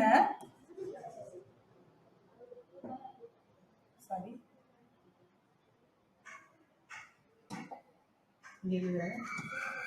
கா சா டா தா பா ரா இது வந்து 6 வல்லின எழுத்துக்கள். சரிங்களா? இதுக்கு இனமானது வந்து ஞஞன நமன, ஞா ஞா நா நா மா நா. இந்த எழுத்துக்கு இந்த எழுத்து தான் இன எழுத்தா வரும். சாவுக்கு இந்த ஞா தான் இன எழுத்தா வரும். அததான் இங்க வந்து சொல்லியிருக்காங்க. இப்ப கான் பாத்துக்கிட்டீங்கன்னா இங்குதான் வரும், சாவுக்கு இஞ்சு தான் வரும், இட்டுக்கு இன்னு தான் வரும். சோ இந்த மாதிரி 6 வல்லின எழுத்துக்களுக்குமே 6 மெல்லின எழுத்துக்கள் இந்த ஆர்டர் படி தான் வரும். இந்த ஆர்டரை வந்து ஞாபகம் வச்சுக்கோங்க. சரிங்களா? அதே மாதிரி இத்துக்கு இந்து, இப்புக்கு இம்மு, இதுக்கு வந்து இன்னு அப்படின்னு சொல்லிட்டு இன எழுத்துக்களாக வருது. ஓகேவா? அதே மாதிரி எடுத்துக்காட்டு கொடுத்துருக்காங்க. திங்கள், மஞ்சள், மண்டபம், சந்தனம், அம்பு, தென்றல். இப்ப பாத்தீங்கன்னா வந்திருக்கா, காவுக்கு இனமான கான்றது வல்லின எழுத்து, ஞான்றது மெல்லின எழுத்து. இதுக்கு வல்லின எழுத்துக்கு இனமான மெல்லின எழுத்து வந்திருக்கு. மஞ்சள், மண்டபம். சரிங்களா? சந்தனத்துல சந்தனம், அம்பு, தென்றல். சரிங்களா? இது எல்லாமே வந்து இன எழுத்துக்கள் சொல்றாங்க. இதே மாதிரி இடையின எழுத்துக்கள் 6மே வந்து ஒரே இனமா தான் இருக்கும். இந்த யரல வளல அப்படிங்கிற எல்லாமே வந்து ஒரே இனமாக இருக்கும் அப்படின்னு சொல்லியிருக்காங்க. அதே மாதிரி நம்ம உயிரெழுத்துக்கள் இருக்கு இல்லைங்களா, அ ஆ இ ஈ உ ஊ, இந்த எழுத்துக்களுமே வந்து இந்த மெய்யெழுத்துக்கள் மாதிரியே இந்த உயிரெழுத்துக்களுக்குமே இன எழுத்துக்கள் இருக்கு. அப்படி என்ன இருக்கு அப்படின்னு பார்த்தோம்னா, குறிலுக்கு நெடில் எழுத்தும் நெடிலுக்கு குறில் எழுத்தும் தான் இனமா வருது அப்படின்னு சொல்லியிருக்காங்க. ஸோ குறிலுக்கு நெடிலும் நெடிலுக்கு குறிலும் இன எழுத்துக்களா வரும். எதுல? உயிர் எழுத்துக்கள்ல, ஆல இருந்து அவ் வரைக்கும் உள்ள எழுத்துக்கள்ல. இதுவே குறில் எழுத்து இல்லாத ஐ என்னும் எழுத்துக்கு ஈ என்னும் இன எழுத்து அப்படின்னு சொல்லியிருக்காங்க. அப்ப ஐ அப்படிங்கிற எழுத்துக்கு இன எழுத்து என்னன்னா ஈ. சரிங்களா? இதுவே அவ் அப்படிங்கிற எழுத்துக்கு எது இன எழுத்தா வருது அப்படின்னு சொல்லி கேட்டீங்கன்னா ஊங்குற எழுத்து தான் வந்து இன எழுத்தா வருது அப்படின்னு சொல்லியிருக்காங்க. சோ சொல்லின் உயிரெழுத்துக்கள் சேர்ந்து வருவது இல்லை. அப்ப 2 உயிரெழுத்துக்களும் இப்ப சேர்ந்து வருமா அப்படின்னு கேட்டா வராது. இப்படி சேர்ந்து வருமா அப்படின்னு கேட்டா வராது. அளபடையில மட்டுமே நெடிலை தொடர்ந்து அதன் இனமாகிய குறில் எழுத்து வரும்னு சொல்லியிருக்காங்க. அளபடையில மட்டும் சில கண்டிஷன்ஸ் இருக்கு. ஸோ அதுல மட்டும் நம்ம அளபடை பார்க்கும்போது பார்ப்போம். அதுல மட்டும் இன எழுத்துக்கள் வந்து எப்படி வரும் அப்படின்னு சொன்னோம்னா நெடிலை தொடர்ந்து ஒரு குறில் வரும்னு சொல்லியிருக்காங்க. இப்ப எடுத்துக்காட்டுக்கு என்ன சொல்லியிருக்காங்களா, ஓ ஓதல், தோ ஊம். அப்ப நெடிலுக்கு அடுத்து குறில் வந்திருக்கா. ஸோ இந்த இடத்துல மட்டும் இந்த மாதிரி வரும், அளபடையில மட்டும் வரும் அப்படின்னு சொல்லியிருக்காங்க. ஓகேவா? ஓகே. அப்ப இந்த இயல்ல இருக்கக்கூடிய இலக்கணம் நம்ம முடிச்சிருக்கோம். ஸோ இயல் 4ல இருக்கக்கூடிய இலக்கணம் நம்ம முடிச்சிட்டோம். அடுத்து இயல் 5ல இருக்கக்கூடிய இலக்கணம் தான் நம்ம பார்க்க போறோம். சரிங்களா? ஸோ இயல் 5ல இருக்கக்கூடிய இலக்கணம் என்ன பாத்தீங்கன்னா, பேஜ் நம்பரை டைரக்டா போயிட்டோம்னா நமக்கு கட்ட முடியும். ஸோ 4 தான் இது, 5 5வது இலக்கணம் என்னன்னு பார்க்கிறோம்.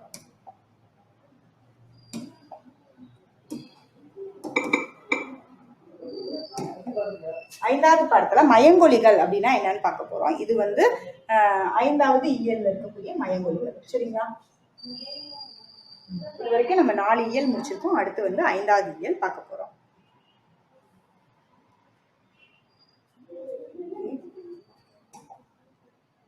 மயங்கொலிகள். 1 minute, just a minute. மயங்கொலிகள் அப்படின்னா என்ன அப்படின்னு சொன்னோம்னா, இப்ப சில சொற்களை வந்து நம்ம உச்சரிக்கும் போது வந்து சில நாவை வந்து இப்போ இந்த நா இந்த நா இந்த நா அப்படி இருக்கும் இல்லைங்களா, 3 சொல்லினா 2 சொல்லினா நகரனா அப்படின்னு சொல்லிட்டு இருக்கும் இல்லைங்களா. இதெல்லாம் வந்து நம்ம வந்து பொருள் வேறு மாத்தி போட்டுட்டோம்னா, இப்ப மனம் மனம் 2 இருக்கு அப்படின்னு சொன்னோம்னா, அப்ப 3 சொல்லி நா மனம் அப்படிங்கிறதுக்கு என்னது வாசனைன்னு அர்த்தம். இந்த 2 சுழி நா மனம்க்கு வந்து உள்ளம்னு அர்த்தம். சரிங்களா? அப்போ வந்து இந்த இடத்துல வந்து பொருள் வந்து மாறுபட்டு வந்துடும். ஸோ இவ்வாறு உச்சரிப்பில் சிறிதளவு மட்டுமே வேறுபாடு உள்ள ஒலிகள், உச்சரிப்புல சின்ன வேறுபாடு இருக்கும், ஆனா பொருள் வந்து சுத்தமா மாறிடும். ஸோ அந்த மாதிரி உள்ள எழுத்துக்களை தான் வந்து மயங்கொலிகள் அப்படின்னு சொல்றோம். மயங்கொலிகள் மொத்தம் வந்து நமக்கு 8 இருக்கு.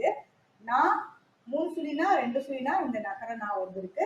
லா லா லா ரா ரா ஆகிய 8மே வந்து மயங்கொலிகள் அப்படின்னு சொல்றாங்க. சரிங்களா?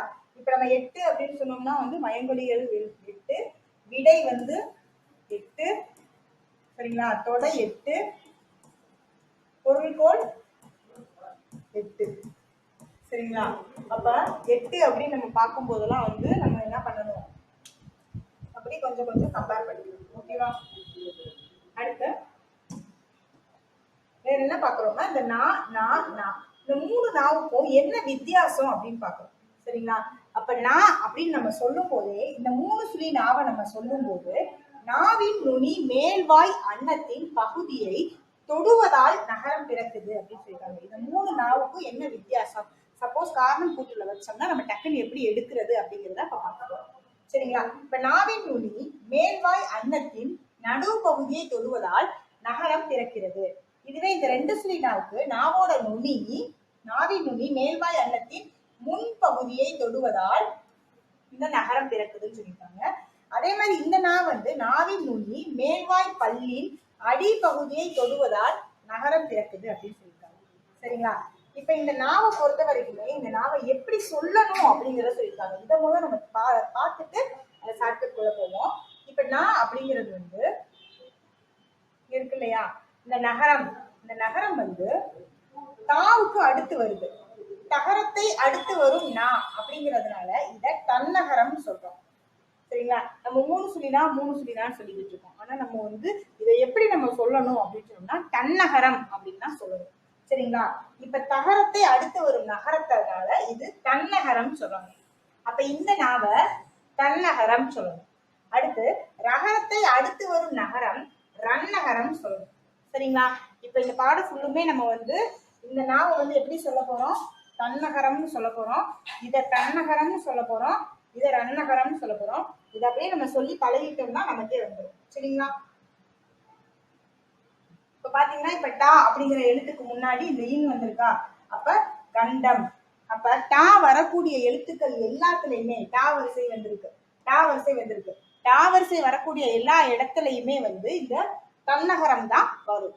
அதே மாதிரி ரன்னகரத்துக்கு இப்ப மன்றம்னு வச்சுக்கோங்க, அப்ப இந்த நா எங்கெல்லாம் வருதோ அங்குக்கு முன்னாடி இன் வரும். அதனாலதான் இந்த நகரத்தை ரன்னகரம் அப்படின்னு சொல்றோம். சரிங்களா? இப்ப ஷார்ட்கட்ஸ் பார்த்துவோம். 3 தான்ப்பா. என்ன சொல்றாங்க, 3 நா மட்டும்தான் சொல்றாங்க. அந்த தன்னகரத்துக்கு என்ன வருது அப்படின்னு பார்த்தோம்னா நாவின் நுனி மேல்வாய் அன்னத்தின் நடு பகுதியை தொடுது. சரிங்களா? இப்ப இந்த இடத்துல நம்ம ஷார்ட்கட் யூஸ் பண்ண போறோம். 3 சுழி நா போடுறோமா, அப்ப இதை தன்னகரம்னு சொல்றோம் இல்லையா, அப்ப இந்த 3 ரவுண்டுக்கும் நம்ம நடுவுல ஒரு ரவுண்டா வந்து நம்ம வந்து எடுக்க முடியும். இப்ப இதுவே 2 ரவுண்டு தான், இது நடுவுல இருக்கிற ரவுண்டை வந்து நம்ம எடுக்க முடியாது. அதனால நடு பகுதியை அப்படிங்கறதுதான் கீவேர்ட். சரிங்களா? அப்ப நடு பகுதியை அப்படிங்கிற டேர்ம் வந்துச்சுனாவே நீங்க வந்து இந்த நானா போடணும் அப்படிங்கிறத ஞாபகம் வச்சுக்கணும். சரிங்களா? இதே இந்த நாவை பொறுத்த வரைக்கும், அதாவது ரன்னகரத்தை பொறுத்த வரைக்கும் நாவின் நுனி மேல்வாய் அன்னத்தின் முன் பகுதியை தொடுவதால் அப்படின்னு இருக்கு. இது வந்து கீவேர்டா நீங்க ஞாபகம் வச்சுக்கோங்க. முன் அப்படிங்கிற வார்த்தை வந்துச்சுனாவே நீங்க என்ன போடணும் அப்படின்னா ரன்னகரம் தான் போடணும். அப்ப முன் அப்படின்னாலே வந்து இப்ப முன் அப்படின்னு வந்திருக்கா, அப்ப முன்னுக்கும் நம்ம வந்து ரன்னகரம் தான் போடுவோம். சோ முன் பகுதி அப்படிங்கிறது தான் கீ. இந்த இடத்துல ரன்னகரம் ராக்கு அடுத்து வரக்கூடிய ஞாபகம் போடணும். ஏன்னா அந்த முன்னுக்கே வந்து என்னது ரன்னகரம் தான் வந்திருக்கு. இதை ஞாபகம் வச்சுக்கோங்க. இது 2 ஞாபகமே ஞாபகம் வச்சுக்கோங்க. சிம்பிளா இருக்கும், ஆனா நிறைய இடத்துல கை கொடுக்கும், நம்ம வந்து யூஸ் பண்ணிக்கணும். சரிங்களா? அடுத்து இந்த நாவின் நுனி மேல்வாய் பல்லின் அடி பகுதியை தொடுவதால் நகரம் பிறக்கிறது அப்படின்னு சொல்லியிருக்காங்க. இப்ப இந்த நாவை பொறுத்த வரைக்கும் நீங்க இப்படி போட்டு இப்படி வருவீங்களா, அப்ப இந்த நகரம் வந்து இந்த நாக்கு மாதிரி வந்திருக்கா, அப்ப வந்து என்ன சொல்லுது, அடி பகுதியை தொடுவதால். இந்த அடி பகுதியை தொட்டுதானே இப்படி நம்ம எழுதும் போதே இப்படி அடியில வந்துதான் இந்த நாவை போடுவோம். சரிங்களா? அப்ப இந்த நகரத்தை வந்து அடிப்பகுதி அப்படிங்கிற வார்த்தை வந்துச்சுன்னா இதுதான் கீவேர்டு. அதை வந்து நகரம் அப்படின்னு சொல்றாங்க. சரியா? இப்ப வந்து நம்ம தன்னகரம், தன்னகரம், ரன்னகரம் இது எல்லாமே வந்து இன எழுத்துக்கள். இந்த டாவுக்கு இதான் வரும், இதுக்கு இதான் வரும், இதுக்கு இதான் வரும் அப்படின்னு சொல்லி பார்த்துருக்கோம். சரிங்களா? பாக்ஸ்லயும் வந்து நம்ம இந்த நானா வேறுபாடை பார்த்தாச்சு. ஓகே. அப்ப கீவேர்டை பொறுத்த வரைக்கும் கீவேர்டு மட்டும் ஞாபகம் வச்சுக்கோங்க. நடுப்பகுதின்னு வந்துச்சுன்னா என்ன போடணும்? 3 சுழினா போடணும். சரிங்களா? நடுப்பகுதின்னு வந்துச்சுன்னா 3 சுழினா போடணும். முன்பகுதின்னு வந்துச்சுன்னா 2 சுழி போடணும். அதாவது தன்னகரம்னே சொல்லுவோம். இது தன்னகரம். ஏன்னா 3 சுழி ஏன் சொன்னேன்னா அப்பதான் நடுவுல வரும். சரிங்களா? இது முன்பகுதியில போடணும். அடுத்து இது வந்து அடிப்பகுதி அப்படிங்கிற வார்த்தை வந்துச்சுன்னா இந்த தன்னகரத்தை நம்ம வந்து சூஸ் பண்ணணும். சரிங்களா? அடுத்து நகரம். தன்னகரம் வர வேண்டிய இடத்தில் ரன்னகரம், தன்னகரம் வர வேண்டிய இடத்தில் ரன்னகரம் எழுதப்படுமானால் அது வந்து எப்படி சொல்றாங்க? அதுதான் வந்து பொருளே மாறிடும். அப்ப எந்தெந்த இடத்துல என்ன வரணுமோ, எந்த இப்ப 3 சுழினா தன்னகரம் வர வேண்டிய இடத்துல 3 சுழினா வந்துச்சுன்னா அதுக்கு பேர் வெடி. இதுவே ரன்னகரம் வந்துச்சுன்னா அது ஆகாயம். சரிங்களா? அப்ப இதை கூட நம்ம டைரக்டா கூட கேட்கலாம். வானம்னா வெடி, அதனால வான வெடின்னு சொல்றாங்களா அப்படின்றது கூட எனக்கு டவுட்டா இருக்கு. சரிங்களா? அப்ப பனினா வேலை, பனினா குளிர்ச்சி. 3 சுழினா போட்டோம்னா வேலை, தன்னகரம் போட்டோம்னா. ரன்னகரம் போட்டோம்னா குளிர்ச்சி. சரிங்களா? ஓகே. இப்ப நம்ம 3 நா பார்த்திருக்கோம். இது வந்து நடுப்பகுதியை தொடுவதால் வருது, இது முன் பகுதியை தொடுவதால் வருது, இது அடிப்பகுதியை தொடுவதால் வருது அப்படின்னு சொல்லிட்டு 3 நா வந்து பார்த்து முடிச்சிட்டோம். அடுத்து நம்ம என்ன பார்க்க போறோம்னா லா பார்க்க போறோம். சரிங்களா? இது எல்லாமே மைமொழி எழுத்துக்கள். ஸோ லா வேறுபாடுல வந்து நம்ம லா பார்க்கிறோம். அப்ப லா அப்படின்னா என்ன அப்படின்னு சொல்லி பார்க்கிறோம். லா அப்படிங்கிறது நாவின் இரு பக்கங்கள் தடித்து மேல் பற்களின் அடியை தொடுவதால் லகரம் தோன்றும். இது வா போல இருப்பதால் மகர லகரம் அப்படின்னு சொல்றாங்க. இது வா மாதிரியே இருக்கிறதுனால இப்ப லான் போடுறோம் இல்லையா, இது வந்து வாவுக்கு மாதிரியே இருக்கிறதுனால இதை வந்து மகர லகரம் அப்படின்னு சொல்றோம். சரிங்களா? இப்ப லாவை பொறுத்த வரைக்கும் நாவின் இரு பக்கங்கள் தடித்து மேல் அன்னத்தின் நடு பகுதியை தொடுவதால் லகரம் தோன்றும் சொல்லியிருக்காங்க. இதை பொது லகரம் அப்படின்னு சொல்றாங்க. இது நா மாதிரியே இருக்கிறதுனால நகர லகரம் அப்படின்னு சொல்றாங்க. சரிங்களா? இதுவே வந்து சிறப்பு லா இருக்கு.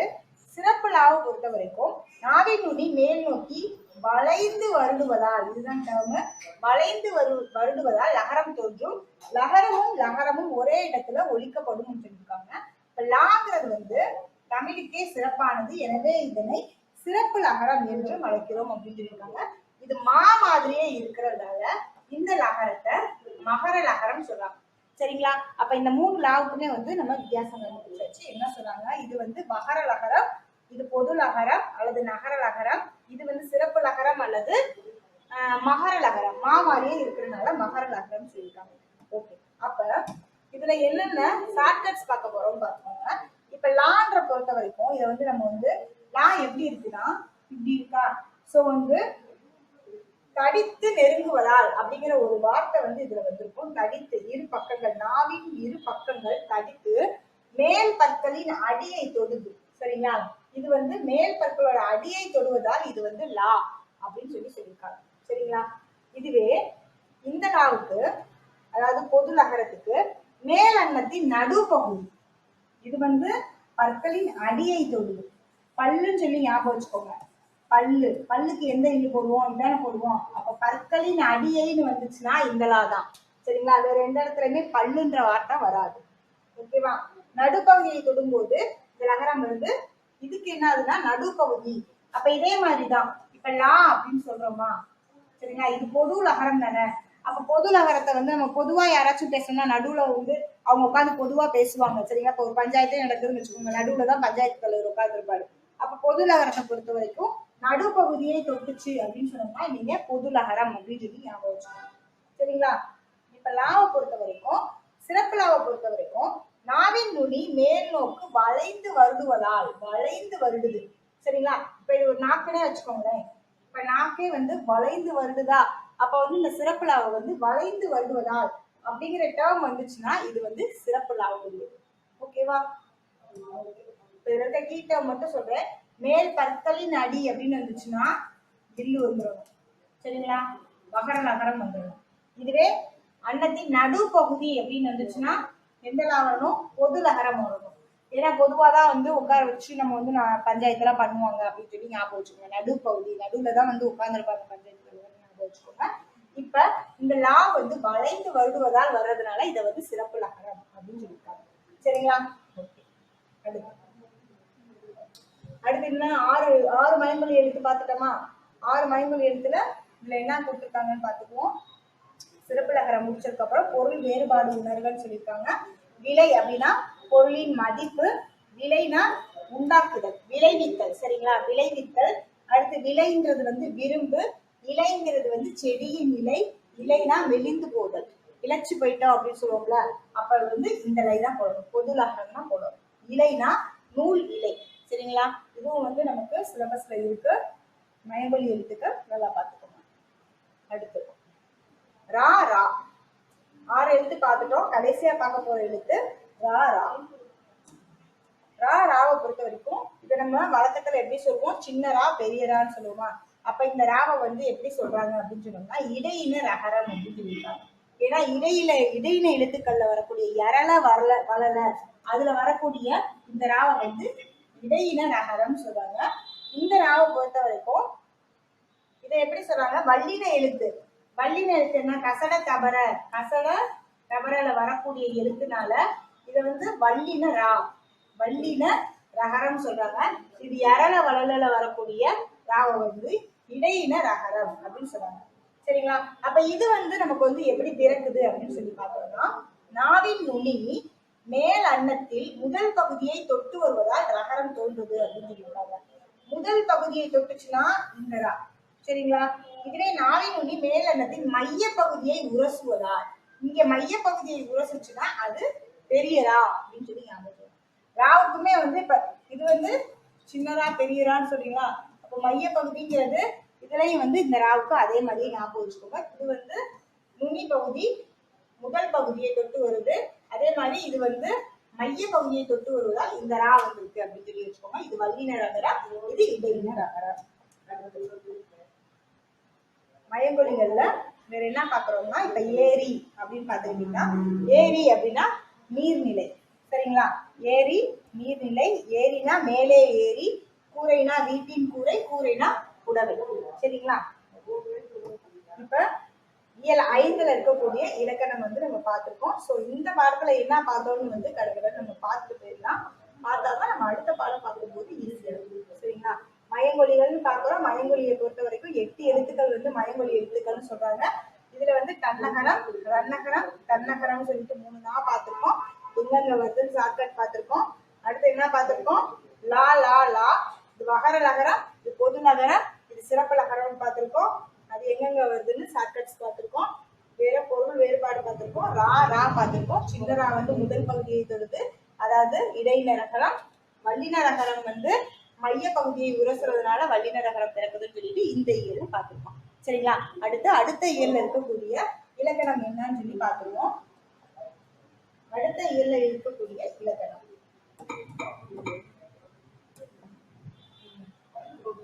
இயல் 6 வந்துட்டோம். சுட்டு எழுத்துக்கள், வினா எழுத்துக்கள் அப்படின்னு சொல்லி பார்த்துருக்கோம். இதுக்கு முன்னாடி என்ன பார்த்தோம்? 5வது இயல்ல இருக்கக்கூடிய முன்னாடி 5வது இயல்ல தான் பார்த்தோமான்னு பார்த்துக்கிறேன். ஆமா, 5வது இயல்ல மயங்கொலிகள் தான் பார்த்தோம். அடுத்து நம்ம பார்க்க போறது 6வது இயல்ல இருக்கக்கூடிய சுட்டு எழுத்துக்கள், வினா எழுத்துக்கள் அப்படின்னு சொல்றாங்க. இது பேர்லயே நமக்கு தெரிஞ்சிருச்சு. சரிங்களா? சுட்டி எழுத்துக்கள், வினா எழுத்துக்கள் அப்படின்னு சொல்லி சுட்டி காட்டக்கூடிய எழுத்துக்கள் எல்லாமே சுட்டி எழுத்துக்கள். வினா எழுப்புவதற்கு கேள்வி அதுக்கு பயன்படுத்தக்கூடிய எழுத்துக்கள் எல்லாமே வினா எழுத்துக்கள் அப்படின்னு சொல்லுவோம். சரிங்களா? அப்ப சுட்டி எழுத்துக்கள்னா என்ன அப்படின்னு சொன்னோம்னா, ஒரு இடத்துல, அதாவது அவன், அவள், இவள், அவன், இவள், அங்கு, இங்கு, அங்க, இந்த ஆகிய சொற்களை வந்து ஒழித்து பார்க்கும்போது உன்னை சுட்டி காட்டுது. சுட்டி காட்டுவதற்காக முதலில் அமைந்துள்ள ஆ, இ ஆகிய எழுத்துக்களே காரணமா இருக்கு. சோ அதனால ஒன்றை சுட்டி காட்ட வரும் எழுத்துக்கள் சுட்டி எழுத்துக்கள் எனப்படும். அப்ப சுட்டி எழுத்துக்களை பொறுத்த வரைக்கும் 3 எழுத்துக்களுமே சுட்டி எழுத்துக்கள் தான் அப்படின்னு சொல்லியிருக்காங்க. ஆனா இப்ப வந்து நம்ம ஊ அப்படிங்கிற எழுத்தை வந்து பயன்படுத்துறது கிடையாது அப்படின்னு சொல்லியிருக்காங்க. ஓகே. சுட்டி எழுத்துக்களை பொறுத்த வரைக்கும் இந்த 3 எழுத்துக்களை வந்து சுட்டி எழுத்துக்கள் சொல்றோம். ஆ இ உ. சரிங்களா? அப்ப சுட்ட பொறுத்த வரைக்கும் ஊ பயன்படுத்துறது இல்லைன்னு பார்த்துட்டோம். அதுக்கப்புறம் சுட்டுலயே வேற என்னென்ன சுட்டு இருக்கு அப்படின்னு பார்த்தோம்னா அகச்சுட்டு, புறச்சுட்டு, அகச்சுட்டு, புறச்சுட்டு, அண்மை சுட்டு, சேய்மை சுட்டு அப்படின்னு சொல்லிட்டு நம்ம பார்ப்போம். சரிங்களா? அகச்சுட்டு அகச்சுட்டு அப்படின்னா அவன், இவன், அது, இது சொற்கள்ல இருக்க சுட்டு எழுத்துக்களை நீக்கினால் பிற எழுத்துக்கள் வந்து பொருள் தராது. இப்ப ஒரு சுட்டு எழுத்து இருக்கு அப்படின்னு சொன்னோம்னா இப்ப அவன் இவன்ல இருக்குன்னு வச்சுக்கோங்களேன். இப்ப இவன்ல இருக்கக்கூடிய சுட்டு எழுத்து என்னது? ஈ. அப்ப ஈ வந்து இங்க ஈய மட்டும் நம்ம பிரிச்சு எழுதிட்டோம்னா அந்த மிச்ச சுட்டு எழுத்துக்கள் தவிர மிச்சம் இருக்கிற எழுத்துக்கள் வந்து நமக்கு வந்து பொருள் தராது. சோ அப்படி பொருள் தராம அந்த வார்த்தைக்குள்ளேயே இருந்து சுட்டை வந்து குறிச்சிச்சுன்னா அது வந்து அகச்சுட்டு அப்படின்னு சொல்றாங்க. சரிங்களா? இதுவே புறச்சுட்டு அப்படின்னா என்னன்னா இப்ப அவ்வானம் இதை பிரிச்சு பாருங்க. இப்ப இந்த சுட்டு எழுத்தை வந்து நம்ம நீக்கிட்டோம்னாலும் இந்த பிற எழுத்துக்கள் வந்து பொருள் தரும். சோ அப்படி பொருள் தரக்கூடிய எழுத்துக்களை வந்து புறச்சுட்டு அப்படின்னு சொல்றாங்க. அதாவது சுட்டு எழுத்துக்கள் வந்து வெளியே இருந்து அந்த வார்த்தைக்கு வெளியே இருந்து பொருள் தரக்கூடியதுனால இதை வந்து நம்ம புறச்சுட்டு அப்படின்னு சொல்றோம். சரிங்களா? அடுத்து அண்மை சுட்டு. அண்மை சுட்டுனா என்ன, சேய்மை சுட்டுனா என்ன அப்படின்னு சொல்லி பாக்குறோம். அப்ப அண்மை சுட்டு, சேய்மை சுட்டு பேர்லயே வந்துச்சு. பக்கத்துல இருக்கிறத சொன்னா அண்மை சுட்டு, தூரத்துல இருக்கிறத சொன்னோம்னா சேய்மை சுட்டு அப்படின்னு சொல்றாங்க. சரிங்களா? அப்ப இவன், இவர், இது, இவை, இம்மரம், இவ்வீடு இதெல்லாம் வந்து அருகில இருக்கிறத சுட்டி காட்டுவதனால இதை வந்து அண்மை சுட்டுக்குரிய எழுத்தே வந்து ஈதான் அப்படின்னு சொல்லி பாக்குறாங்க. சரிங்களா? அதே மாதிரி சேய்மை சுட்டை பொறுத்த வரைக்கும் அவள், அவர், அது, அவை, அவ்வீடு, அம்மரம் இச்சொற்கள்ல வந்து தொலைவில் இருக்கக்கூடியதை வந்து குறிக்குது. அதனால இதை வந்து நம்ம சேய்மை சுட்டு அப்படின்னு சொல்றோம். அப்ப சேய்மை சுட்டுக்குரிய எழுத்து வந்து ஆ. சரிங்களா? அண்மை சுட்டுக்குரிய எழுத்து வந்து ஈ. சரிங்களா? இதை வந்து நீங்க சொல்லி பார்த்தீங்கன்னாவே உங்களுக்கு தெரிஞ்சிடும். அப்ப அண்மை சுட்டுக்கு வந்து ஈ தான் வந்து வரும். சரிங்களா? ஈன்ற எழுத்து தான் அண்மை சுட்டை குறிக்கக்கூடிய சுட்டெழுத்து. சரிங்களா? அருகில் உள்ளவற்றிற்கும் தொலைவில் உள்ளவற்றிற்கும் இடையில் இருப்பதை சுட்டிக்காட்ட ஊ என்ற சுட்டெழுத்து அந்த காலத்துல இருந்திருக்கு அப்படின்னு சொல்லியிருக்காங்க. தூரத்துலயும் இல்ல, பக்கத்துலயும் இல்ல, இடையில இருக்கு. அப்ப அதை எப்படிப்பா சொல்றது அப்படின்னு சொன்னா ஊ அப்படிங்கிற எழுத்தை வச்சு நமக்கு சொல்லியிருக்காங்க. அப்ப உது, உவன் அப்படிங்கிறது வந்து இடையில இருக்கக்கூடிய பொருட்களை சொல்லக்கூடிய இல்லது இடையில இருக்கக்கூடிய நபர்களை சொல்லக்கூடிய சுட்டெழுத்தை வந்து நம்ம எப்படி சொல்றோம் அப்படின்னு சொன்னோம்னா ஊ அப்படிங்கிற எழுத்தை வச்சுதான் சொல்றோம். சரிங்களா? அடுத்து சுட்டு திரிபுனா என்ன அப்படின்னு சொல்லி பார்க்கிறோம். நம்ம இது வரைக்கும் என்ன பார்த்தோம்? சுட்டெழுத்துக்கள் ஆ இ ஊன்னு பார்த்தோம். அகச்சுட்டுனா என்ன, புறச்சுட்டுனா என்னன்னு பார்த்தோம். அண்மை சுட்டுனா என்ன, சேய்மை சுட்டுனா என்னன்னு பார்த்தோம். அடுத்து நம்ம பார்க்க போறது சுட்டு திரிபு. சாரி, சுட்டு திரிபை பொறுத்த வரைக்கும் அம்மரம், இவ்வீடு ஆகியவை புறச்சுட்டுக்கள். அப்ப ஆன்ற எழுத்து வந்துச்சுனாலே நம்ம என்னன்னு பார்த்திருக்கோம்? புறச்சுட்டுகள்னு சொல்லி பார்த்தோமா? அப்ப இச்சொற்களை அந்த மரம், இந்த வீடு என்று வழங்குகிறோம். அந்த மரம், இந்த வீடு அப்படின்னு சொல்லி சொல்றோம். சோ இந்த ஆ இ ஆகிய சுட்டெழுத்துக்கள் மாற்றம் பெற்று அதாவது திரிந்து அந்த இந்தன்னு சொல்லி மாறி வர்றதுனால இந்த எழுத்துக்களை வந்து சுட்டு திரிவு அப்படின்னு சொல்றாங்க. சரிங்களா? இவ்வாறு ஆ இ உ சாரி ஆ இ இந்த இடத்துல வந்து திரிந்து வந்திருக்கு. அதனால வந்து இதை சுட்டு திரிவு அப்படின்னு சொல்றோம். சரிங்களா? சோ இந்த இயல்ல என்னென்ன பார்த்திருக்கோம்? சுட்டெழுத்துக்கள் அப்படின்னா என்னன்னு பார்க்கிறோம். வினா எழுத்துக்கள்னா என்னன்னு பார்க்க போறோம். இந்த இடத்துல நமக்கு சுட்டெழுத்துக்கள் மட்டும்தான் கொடுத்துருக்காங்க. வினா எழுத்துக்கள் வருது. சாரி, சுட்டு எழுத்துக்கள் மட்டும் நம்ம பார்த்துட்டோம். அடுத்து நம்ம பார்க்க போறது வினா எழுத்துக்கள். அப்ப வினா எழுத்துக்கள் அப்படின்னா என்னன்னா வினா எழுப்பதற்கு வினாவை வந்து நம்ம வினா பொருளை தரக்கூடிய எழுத்துக்கள் எல்லாமே வினா எழுத்துக்கள் அப்படின்னு சொல்றோம். சில வினா எழுத்துக்கள் சொல்லின் முதலில் இடம்பெறும், சில வினா எழுத்துக்கள் சொல்லோட இடையிலே இடம்பெறும் அப்படின்னு சொல்லியிருக்காங்க. இடையிலே இடம்பெறும், இறுதியிலே இடம்பெறும் சொல்லியிருக்காங்க. சரிங்களா? அப்ப வினா எழுத்துக்கள் எத்தனை வகைப்படும் கேட்டீங்கன்னா 5 வகைப்படும். சரிங்களா? அப்ப ஏ, யா, ஆ, ஓ, ஏ ஆகிய 5மே வினா எழுத்துதான். அப்ப இந்த இடத்துல ஒரு ஷார்ட்கட் வந்து நான் படிக்கும்போது ஞாபகம் வச்சுக்கிட்டேன். நீங்களும் வந்து ஞாபகம் வச்சுக்கோங்க. சரிங்களா? உங்களுக்கு பிடிச்சிருந்துச்சுன்னா எடுத்துக்கோங்க. எறும்பும் யானையும் ஆட்டோல ஏறி போச்சா, இதுதான் வந்து இந்த இடத்துல நான் ஷார்ட்கட்டா பயன்படுத்துறேன். ஸோ வந்து எறும்பும் யானையும் ஆட்டோல ஏறி போச்சான், இதுதான் வினா எழுத்துக்களுடைய ஷார்ட்கட். சரிங்களா? அதே மாதிரி இப்ப ஏ யா இது ரெண்டு மட்டும் மொழியில முதல்ல வரும். சரிங்களா? மொழியின் முதல்ல வரக்கூடியது ஏ யா. எக்ஸாம்பிளுக்கு எங்கு, யாருக்கு அப்படிங்கிறது வந்து நம்ம வினா எழுத்தா கேட்போம். எப்ப கேட்போம்? அது கேட்கும் போது அந்த வினா எழுத்து அந்த சொல்லுக்கு முதலில் வருது. சரிங்களா? அதே மாதிரி மொழியின் இறுதியில வரக்கூடியது ஆ ஓ. பேசலாமா, தெரியுமோ அப்படிங்கிறதும் வந்து எங்க வருது? இறுதியில வருது. எது? இந்த ஆவும் ஓவும் இறுதியில வருது. சரிங்களா? இறுதியில வருது. அப்ப ஏ அப்படிங்கிறது வந்து எங்க வரும் அப்படின்னு சொன்னோம்னா முதல்லையும் வரும், இறுதியிலையும் வரும். அதாவது நம்ம ஒரு வினா எழுத்து கேட்கும் போது முதல்லையும் வரலாம். இப்ப இன்னு கூட்டல் ஏன்னு சொல்லி பிரிக்கிறோம். அப்ப இந்த ஏங்கிறது வந்து வினா எழுத அமைஞ்சிருக்கு. அப்ப முதல்லையும் இறுதியிலையும் வந்திருக்கு. சரிங்களா? அதே மாதிரி அகவினா புறவினான்னு சொல்லி பார்க்க போறோம். அங்க எப்படி நம்ம அகச்சுட்டு புறச்சுட்டுன்னு பார்த்தோமா, அதே மாதிரி அகவினானா என்ன, புறவினானா என்ன, அங்க பார்த்த அதே கான்செப்ட் தான். இப்ப எது, யார், ஏன் இச்சொற்கள்ல இருக்க வினா எழுத்துக்களை நீக்கினால் பிற எழுத்துக்கள் வந்து நமக்கு பொருள் தராது. ஸோ அதை வந்து வினா எழுத்துக்கள் வந்து சொல்லுக்கு உள்ளுக்குள்ளேயே இருந்து பொருள் தர்றதுனால இதை வந்து அகவினா அப்படின்னு சொல்லுவோம். சரிங்களா? பொருள் இருக்காது. ஸோ இதை வந்து அகத்தே இருந்து வினா பொருளை தருவதனால இதை வந்து அகவினான்னு சொல்றோம். அடுத்து புறவினா. புறவினாவுக்கு வந்து இப்ப அவனா அப்படின்னா இதை வந்து நீங்க அவன் கூட்டல் ஆண் சொல்லி பிரிக்கலாமா?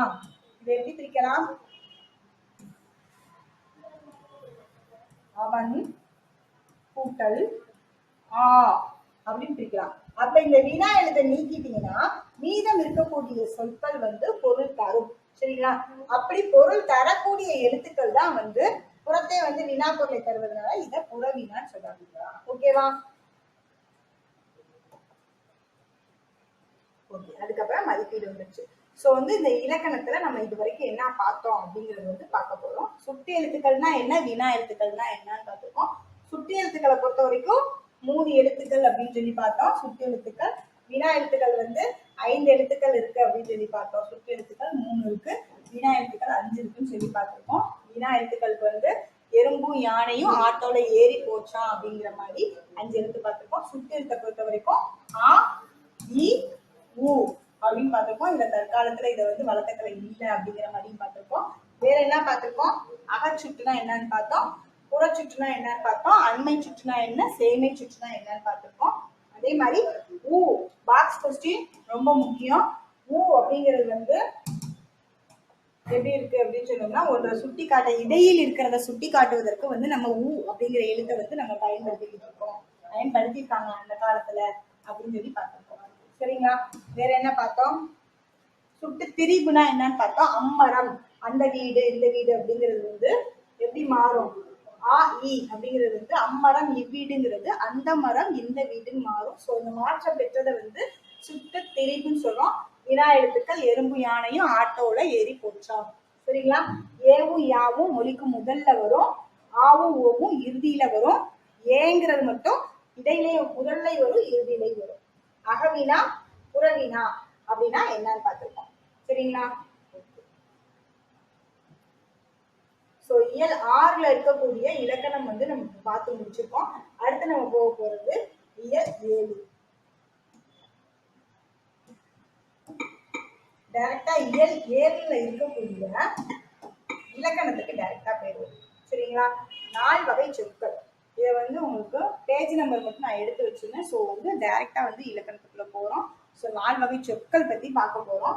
4 வகை சொற்கள்னா என்ன அப்படின்னு சொல்லி ஃபர்ஸ்ட் பார்த்துருவோம். ஸோ இந்த பாடத்துல என்ன கொடுத்துருக்காங்க அப்படிங்கிறத முதல் பார்த்துருவோம். ஸோ இதை பொறுத்த வரைக்கும் சொல்லுனா என்ன அப்படின்னு சொல்லி கொடுத்துருக்காங்க. இதை வந்து பெயர்ச்சொல், வினைச்சொல், இடைச்சொல், உரிச்சொல் அப்படின்னு சொல்லிட்டு வந்து 4 வகையா வந்து இலக்கண அடிப்படையில வந்து சொல்ல வந்து பிரிச்சிருக்காங்க. சரிங்களா? இது வந்து என்ன அடிப்படையில பிரிச்சிருக்காங்க? இலக்கண அடிப்படையில பிரிச்சிருக்காங்க. அப்ப பெயர் சொல்னா என்ன, வினை சொல்னா என்ன, இடைச்சொல்னா என்ன, உரிச்சொல்னா என்ன, இது மட்டும் தான் பார்க்க போறோம். இது ஒரு சின்ன பாடம் தான். சரியா? கடகடன் பார்த்துடலாம். ஓகே. தமிழில் சில எழுத்துக்கள் தனித்து நின்று பொருள் தரும் ஒன்றுக்கும் மேற்பட்ட எழுத்துக்கள் வந்து தொடர்ந்து வந்து பொருள் தரும். இவ்வாறு பொருள் தருவது தான் வந்து சொல் அப்படின்னு சொல்லியிருக்காங்க. இப்ப இதெல்லாம் தனித்து வந்து பொருள் தருது, தொடர்ந்து வந்து பொருள் தருது. சோ இலக்கண அடிப்படையில் சரிங்களா, இலக்கண அடிப்படையில் வந்து சொற்கள் வந்து 4 வகையாக வந்து பிரிச்சிருக்காங்க. சோ பெயர்ச்சொல், வினைச்சொல், இடைச்சொல், உரிச்சொல் அப்படின்னு சொல்லியிருக்காங்க. சரிங்களா. சோ 4 வகை சொற்கள் இருக்கு. அது வந்து பெயர், வினை, இடை, உரி. அப்ப பெயரை பொறுத்த வரைக்கும் என்ன இருக்கு அப்படின்னு சொல்லி பார்க்கலாம். பெயர் சொல் அப்படின்னா என்ன அப்படின்னா, ஒன்றன் பெயரை குறிக்கும் சொல் பெயர் சொல். அது வந்து எதுவா வேணாலும் இருக்கலாம். ஒரு பெயரை குறிக்கணும். ஒரு பெயரை குறிச்சிச்சுனாவே ஒன்றின் பெயரை குறிக்கும் சொல் பெயர் சொல். அவ்வளவுதான். பெயர் சொல்லுக்கே அவ்வளவுதான் எக்ஸ்பிளனேஷனே. சரிங்களா. ஒரு நாற்காலினாலும் பெயர் தான், ஒரு கண் அப்படின்னு சொன்னோம்னாலும் கண்ணுனாலும் பேர் தான், ஓடுதல்னாலும் பேர் தான், நன்மைனாலும் பேர் தான். இது எல்லாமே என்ன சொல்லுதான். சொல்ல பொறுத்த வரைக்கும் இது என்னன்னு கேட்டாங்கன்னா என்ன சொல்லணும், பெயர் சொல்லுன்னு சொல்லணும். சரிங்களா. இலக்கண குறிப்புன்னு கேட்டீங்கன்னால இது நன்மைக்கு வந்து பன்மைத்தொகை, ஓடுதல் வந்து தொழில் பெயர், சினை பெயர், கண்ணுங்கிறது சினை பெயர் அப்படிங்கிற மாதிரி வரும். சொல் அப்படிங்கிறத பொறுத்த வரைக்கும் இது என்ன வகையான சொல் அப்படின்னு பார்த்தோம்னா பெயர் சொல். சரிங்களா. அதே மாதிரி வினைச்சொல். வினைனா என்ன அப்படின்னா ஒண்ணுமே இல்லை. வினைனா என்ன, செயல். ஒரு வினை, வினை அப்படிங்கிறது செயல், ஒரு செயலை குறிக்குது. வா, போ, எழுது, விளையாடு, இது எல்லாமே வந்து வினைச்சொல் அப்படின்னு சொல்றாங்க. அடுத்து இடைச்சொல்னு சொல்றோம். அப்ப பெயர் சொல்லையும் வினை சொல்லையும் சார்ந்து வரக்கூடிய சொல்லுதான் இடைச்சொல்னு சொல்றாங்க. இது ஒரு காரணம் கூட்டிலே கேட்கலாம். இது தனித்து இயங்காது. இடைச்சொல் எப்பவுமே தனித்து இயங்காது. பெயர் சொல்லையும் வினை சொல்லையும் சார்ந்து வரும் சொல்லுதான் வந்து இடைச்சொல் அப்படின்னு சொல்றாங்க. சரிங்களா. ஓகே. இப்ப இடைச்சொல்லுக்கு எடுத்துக்காட்டு உம், மற்று, ஈ. இது எல்லாமே இடைச்சொல்லுக்கு தான் எடுத்துக்காட்டா சொல்லியிருக்காங்க. அடுத்து உரிச்சொல்னா என்னன்னு பாக்குறோம். உரிச்சொல் அப்படிங்கிறது பெயர்ச்சொல், வினைச்சொல் ஆகியவற்றின் தன்மையினை மிகுதிப்படுத்த வருவது. பெயர் சொல்லையும் வினை சொல்லையும் தன்மையை மிகுதிப்படுத்த வருவதுதான் உரிச்சொல் அப்படின்னு சொல்லியிருக்காங்க. இது வந்து மாநகரம் சால சிறந்தது. மானா பெரிய நகரம், சால சிறந்தது மிகச் சிறந்தது அப்படிங்கிற மாதிரி சொல்லியிருக்காங்க. ஸோ வந்து அதோட சொல்ல அதை வந்து மிகைப்படுத்தி சொல்றாங்க. ஸோ அந்த இடத்துல வந்து நம்ம உரிச்சொல்ல வந்து பயன்படுத்துறோம். சரிங்களா. இவ்வளவுதான். என்னது 4 வகை சொற்கள்னா என்னன்னு பாக்குறோம். அவ்வளவுதான். இலக்கண அடிப்படையில வந்து 4 வகையா இருக்கு. சொல்ல பொறுத்த வரைக்கும் தனியா இருந்தும் பொருள் தரும், ஒன்றுக்கு மேற்பட்ட சொற்கள் இணைந்தும் பொருள் தரும் அப்படின்னு சொல்லியிருக்கோம். பெயர், வினை, இடை, உரின்னு சொல்லி பார்த்துருக்கோம். சரிங்களா. இந்த பெயர், வினை, இடை, உரி இது எல்லாமே வந்து எக்ஸாம்பிள்ல கொடுத்துருக்காங்க. ஓகேவா. அடுத்த இயல் போயிடலாமா.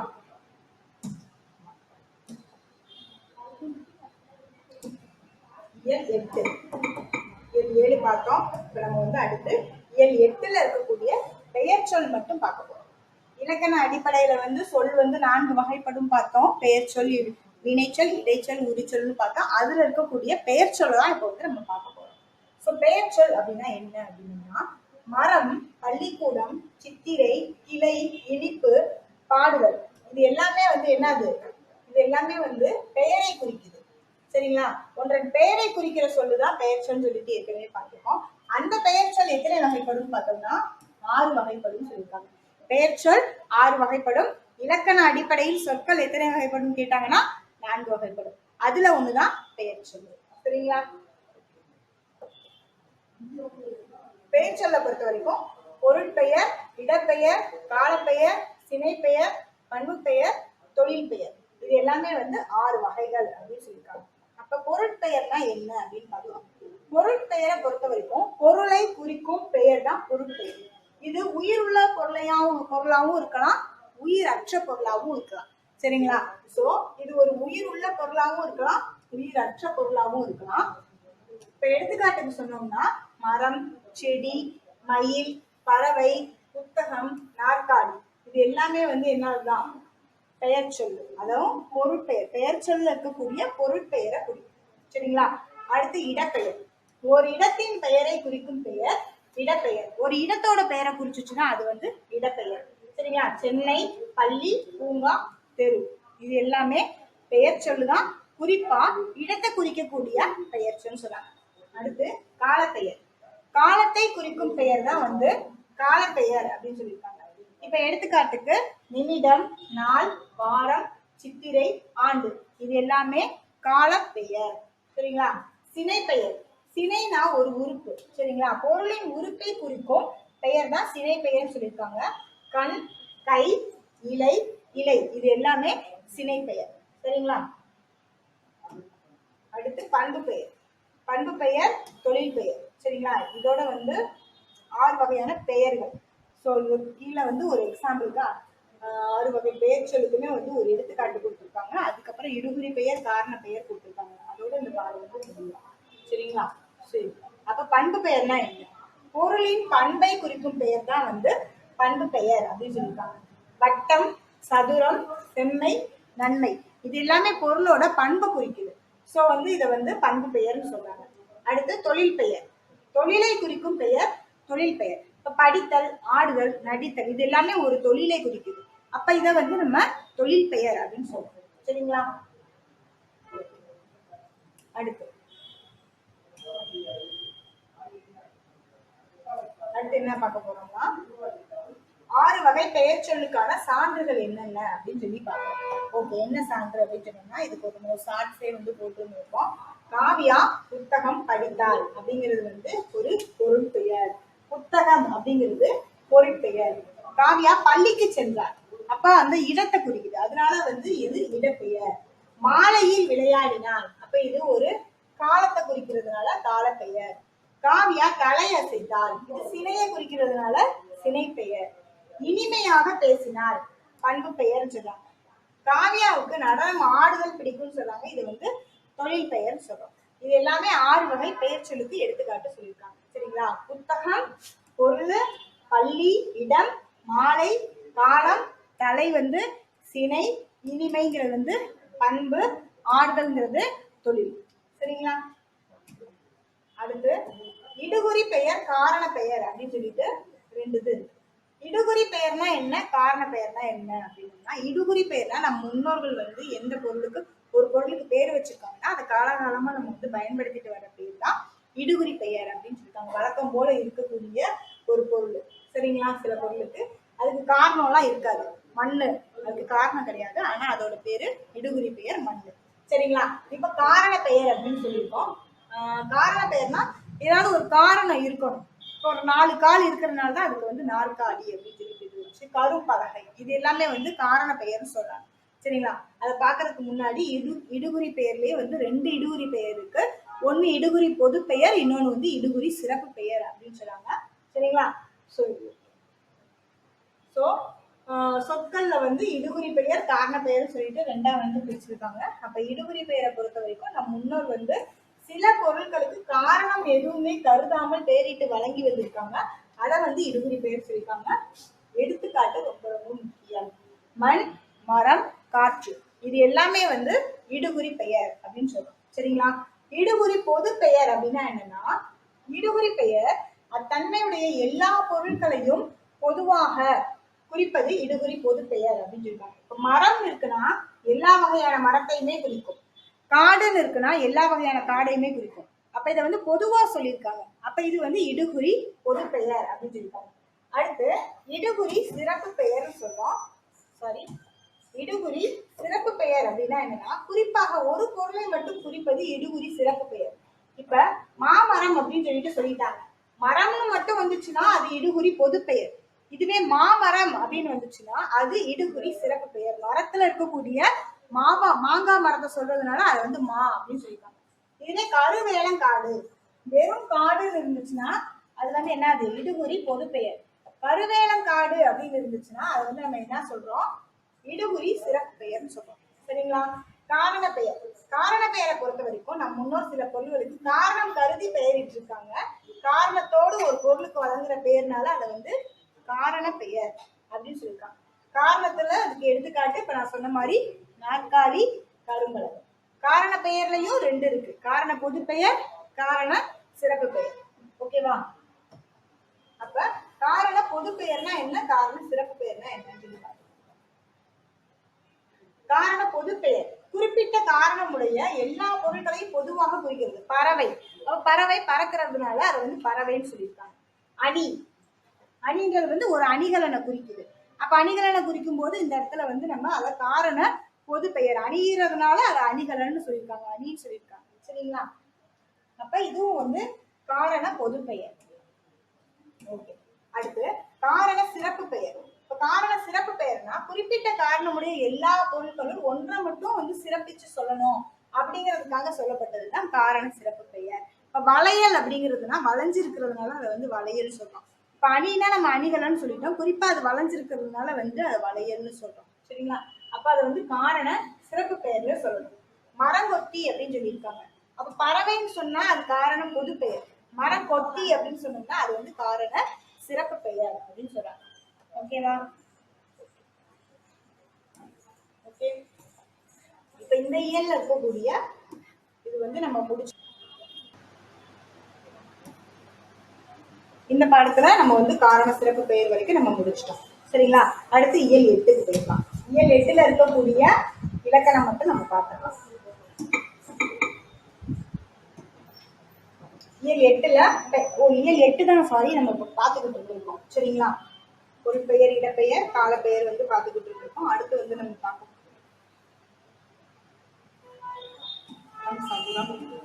இது வந்து நம்ம பார்த்து முடிச்சிட்டோம். அடுத்து நம்ம பார்க்க போறது இயல் 9. சரிங்களா? டைரக்டா வந்து இலக்கணத்துக்குரியது மட்டும் தான் நம்ம பார்த்துக்கிட்டு இருக்கோம். ஸோ இயல் 9ல அணி இலக்கணம் அப்படின்னு சொல்லி பார்க்கிறோம். ஓகேவா? அணி இலக்கணத்தை பொறுத்த வரைக்கும் எதிலும் அழகை காண விரும்புவது மனிதர்களோட இயல்புன்னு சொல்றாங்க. நம்ம அணிகலன்களால அழகுபடுத்திக் கொள்கிறோம் சொல்லியிருக்காங்க. அது போல கவிஞர்கள் வந்து தங்கள் கற்பனை திறத்தாலும் இதெல்லாமே வந்து கதை தான். பட் வந்து அணினா என்ன அப்படிங்கிறது மட்டும் தெரிஞ்சுக்கோங்க. அணினா என்ன அப்படின்னா அழகு. அணி என்பதற்கு என்ன பொருள்? அணி என்பதற்கு அழகு என்பது பொருள். அவ்வளவுதான். இந்த பேர அழகுதான் அழகு என்பது பொருள்.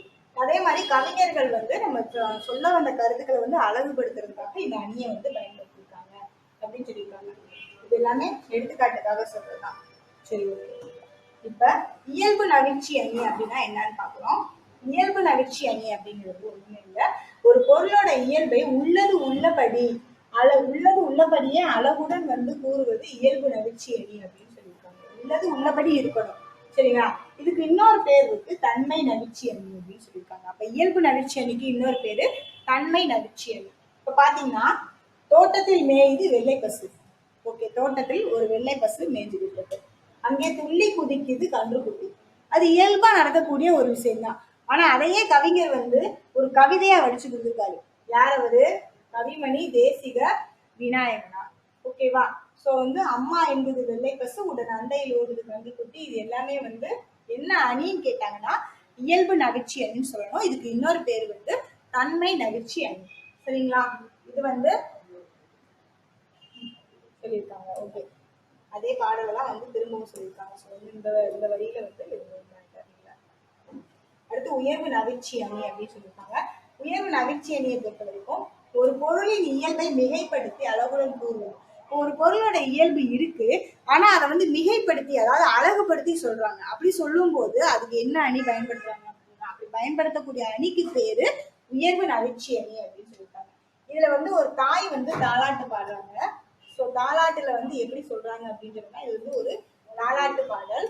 குளிர் நீரில் குளித்தால் கூதல் அடிக்கும் என்று, வெந்நீரில் குளித்தால் மேலே கருக்கும் என்று, ஆகாச கங்கை அனல் உரைக்கும் என்று, பாதாள கங்கையை பாடி அழைத்தார் உன் தாத்தா அப்படின்னு சொல்லிட்டு ஒரு பொருளோட இயல்பை வந்து மிகைப்படுத்தி சொல்லியிருக்காங்க. குளிக்க வைக்க போகும்போது ஒரு அம்மா வந்து பாட்டு பாடுறாங்க. அந்த இடத்துல அவங்க தாத்தாவை பத்தி புகழ்ந்து பாடுறாங்க. சோ உயர்வா ஒரு விஷயத்த வந்து சொல்றாங்க. அப்ப அந்த இடத்துல வந்து உயர்வு நவிர்ச்சி அணியை வந்து கவிஞர் வந்து பயன்படுத்தி இருப்பாரு. சரிங்களா?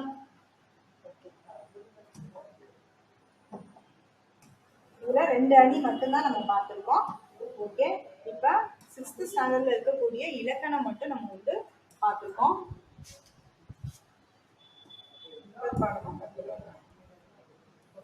வேற ஃபுல்லா மொழி ஆல்பம்லாம் இருக்கு. இது எல்லாமே வந்து நீங்க எக்ஸசைஸ்லாம் செஞ்சு பாருங்க. எக்ஸசைஸ்க்கு மட்டும் தனி வீடியோ வேணும்னாலும் நம்ம வந்து போடுவோம். ஓகேவா? இப்ப கண்டென்ட்ல நம்ம என்னென்ன பார்த்துருக்கோம் அப்படிங்கறத மட்டும் நம்ம பார்த்துட்டு இந்த சேனல் வந்து நம்ம இந்த வீடியோ வந்து முடிச்சுக்கலாம்.